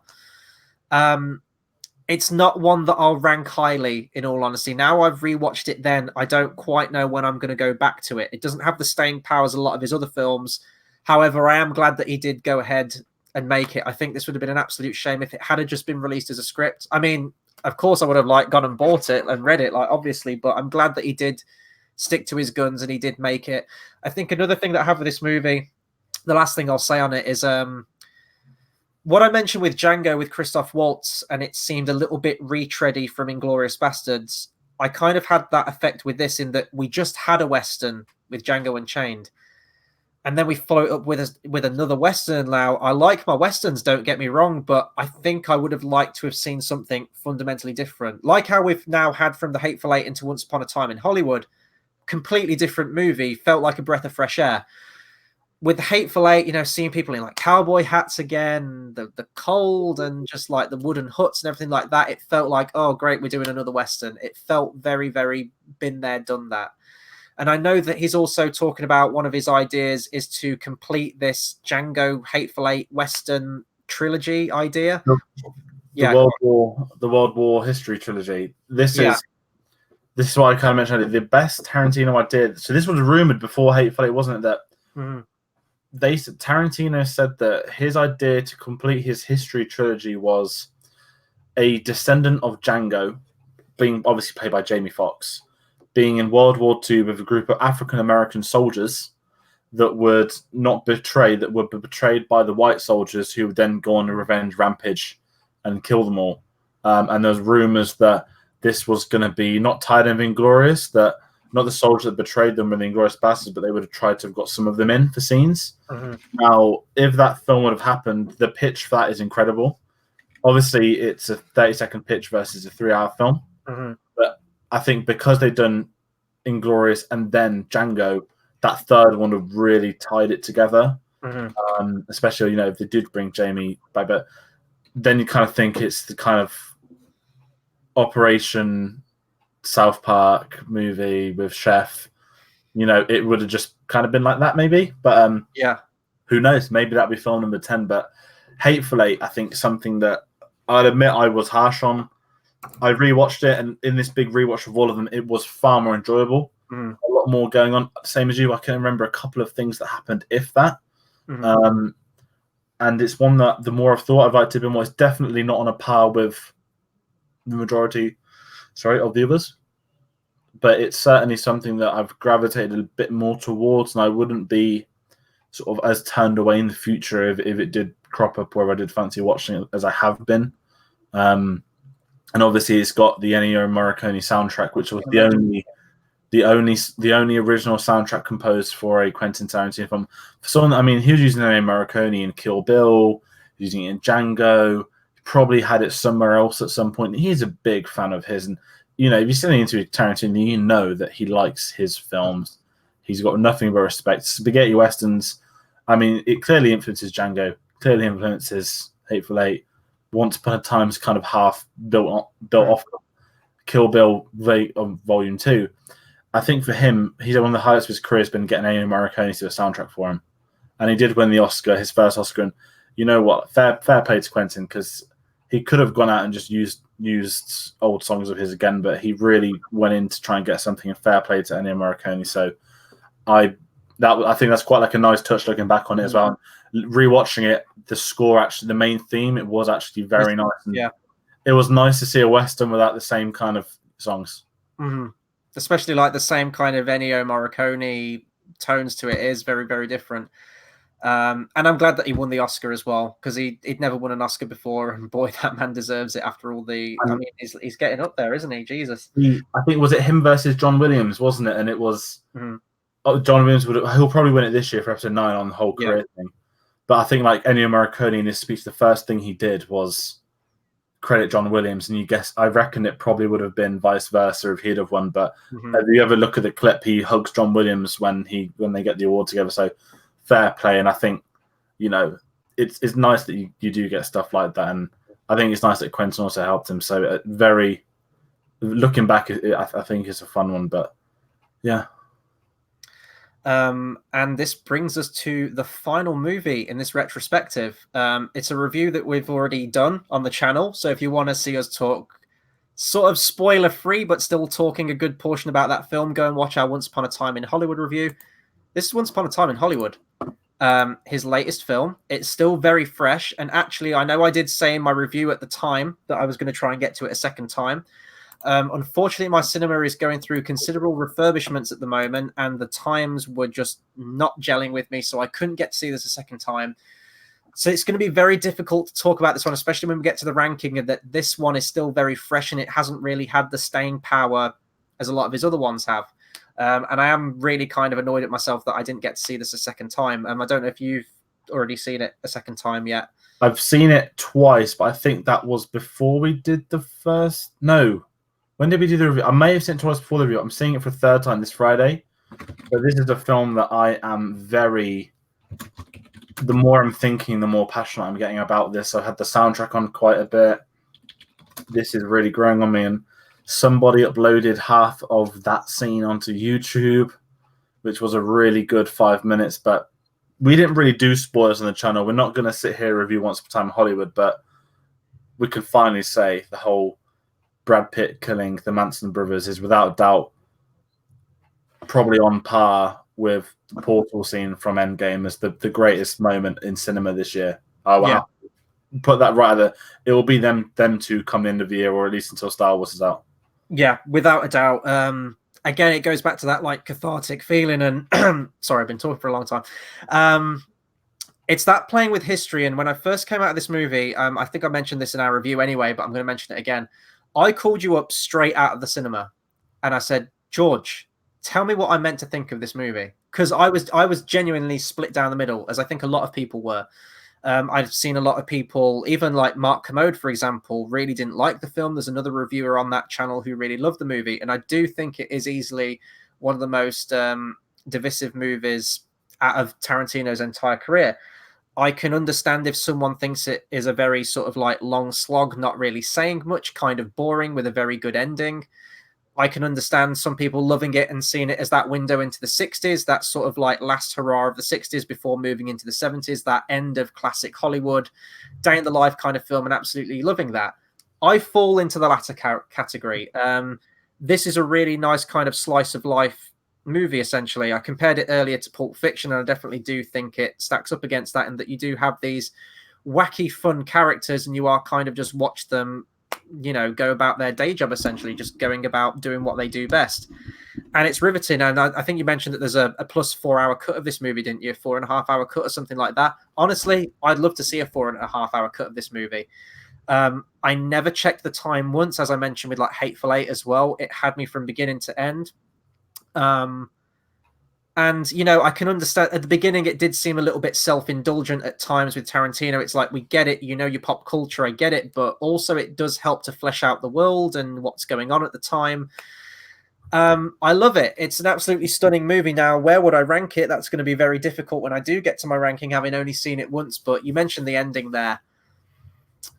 Never have I seen, I mean, the whole audience was just loving it. They were laughing. They were just, and I was laughing like crazy. The two people to the left of me were the only two people in the cinema that weren't laughing. And I was sat right next to them. So imagine me maniacally laughing to seeing a woman getting a can of dog food thrown like square in her face. A woman getting burnt in a, like with a flamethrower in a swimming pool. A woman getting her head just like smashed against the wall. Not just a woman, but the guy getting his like knackers bitten off by a dog. It was amazing. And I was laughing like some kind of deranged madman in the cinema, as everyone else was. And that's the thing. Like, I don't know if they were offended by the ending and what they were doing, but like we mentioned with Inglourious Basterds, this is Tarantino. And I should have seen this coming before going into it. This is Tarantino's version of the 60s. Once Upon a Time in Hollywood, it's like this fantasy fairy tale world, like just in the name, Once Upon a Time. You imagine this like magical bedtime story almost thing.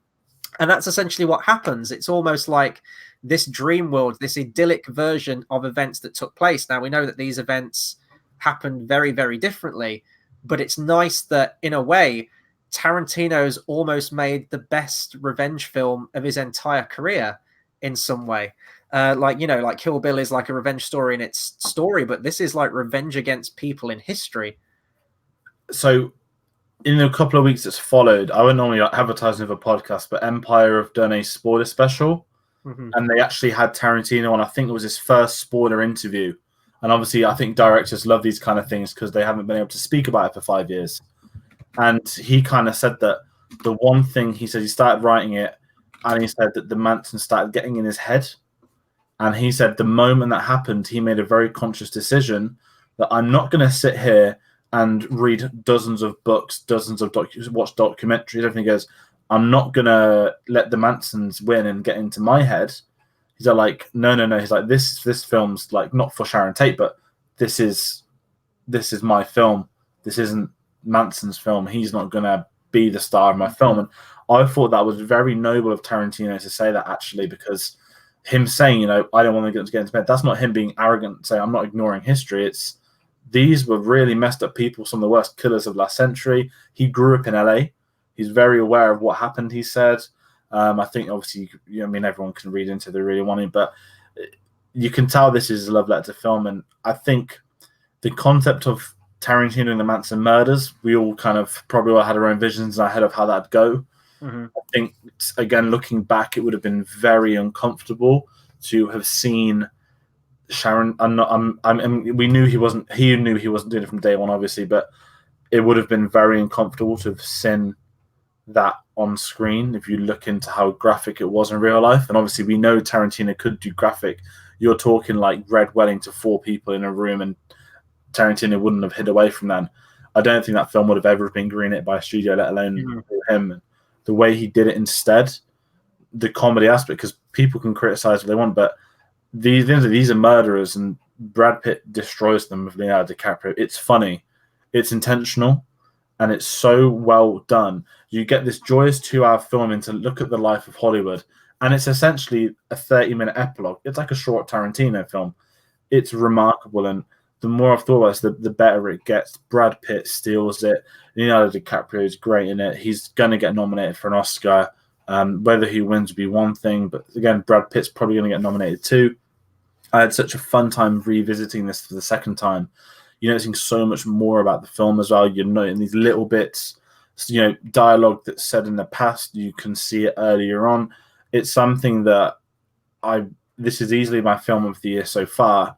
And the more I think about this, the more this is going to go up the Tarantino charts on mine. I'm not obviously going to sit here right now, and I mean, I've got a ranking of today, but I can easily imagine this over a couple of years to become that piece further. And I'm so hopeful for Oscar season for this.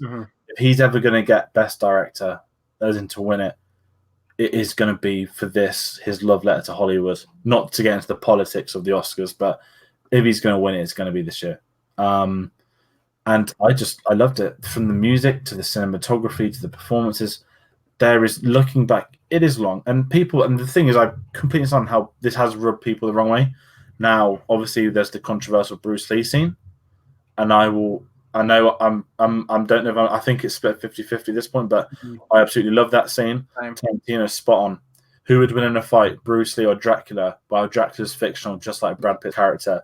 To me, that's the argument ended.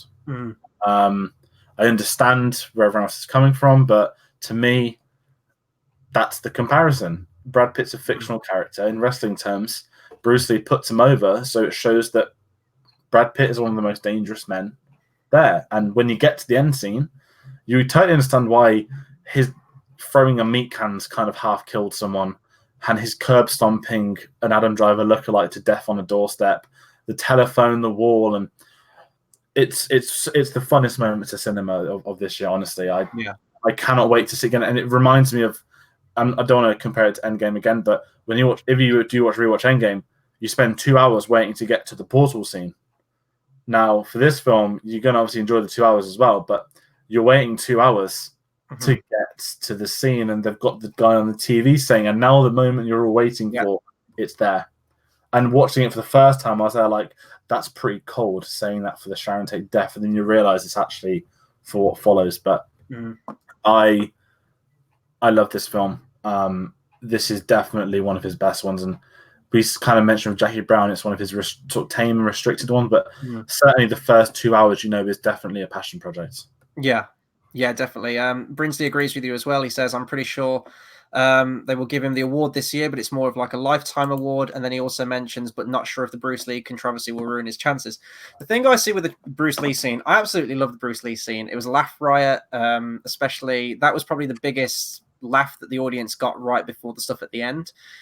I can understand Bruce Lee's family being annoyed by it. Like, of course they would be. But we need to remember that Bruce Lee isn't the only caricature in this movie. You could argue that for the most part, especially towards the end, the Manson family are caricatures of themselves. They're absolute idiots. They're complete and utter idiots and buffoons. Tarantino loves every single chance as well to just put down hippies, which is just amazing. I mentioned it in the review, but the scene where Leonardo DiCaprio comes out in his smoking jacket with his oh, what is it? I forgot the name of the drink in the first review we did. Margaritas, that's it. He's got like the mixer in his hand and he's just shouting in the neighborhood. It's amazing. It's great. So I just see it as kind of an extension of that. There's a lot of caricatures in the movie. You could even argue that Brad Pitt's character is as well. Like, it's not just Bruce Lee's character. But I get, like Bruce Lee does, when you say Bruce Lee's name, it does demand a certain level of respect straight away just by the name alone. The ending's amazing on so many levels because it completes everyone's character arc as well. You have Rick Dalton, who's sort of, he plays the hero in all of these films and everything, and he's kind of a layabout now. He's kind of lost the spark a little bit, and it's this changing age of cinema and television where his version of the hero, it's moved along with the times now. It's that he's kind of being left behind in the dust and he needs to change himself. In that moment at the end, when he puts that flamethrower on again, like his classic hero, he is the hero in that moment. He saves the day. He saves the lady, just like his classic cinema that he acted in. Brad Pitt, there's this great running joke throughout the movie as to whether he did actually murder his wife or not. And it cuts away just before you find out, and it's great. And like when we see him at the end and just like the brutality that he's dealing to these women, you don't know, like maybe he did do it, but also at the same time, he's doing it to save a woman, to save someone's wife. So that's a nice little completion of him. And he, go on, sorry. So I mentioned this, with the Bruce Lee scene, when he talks about anyone kills anybody, that's manslaughter. Mm-hmm. I can't remember what the comparison was, but they're comparing that to his wife's death. Because he acknowledged manslaughter. And then when he's in the car with the hippie, he's there like, I've avoided jail for plenty of time. It's tried to come for me and I've avoided it so far. So the question is then, I think Brad Pitt came out and said something like, I know if he killed his wife, but I'm not going to tell you. I like the ambiguity. Yeah. I think he did it. But it's a nice little thing that comes with it. You have the moment as well with like, is it Francesca, the name of the wife, the Italian wife at the end, where she kind of dons like that classic TV show kung fu kind of badass female as well, where I think she kicks one of the Manson family, doesn't she, or something like that. She's like, "How dare you come into my house, motherfucker," or something.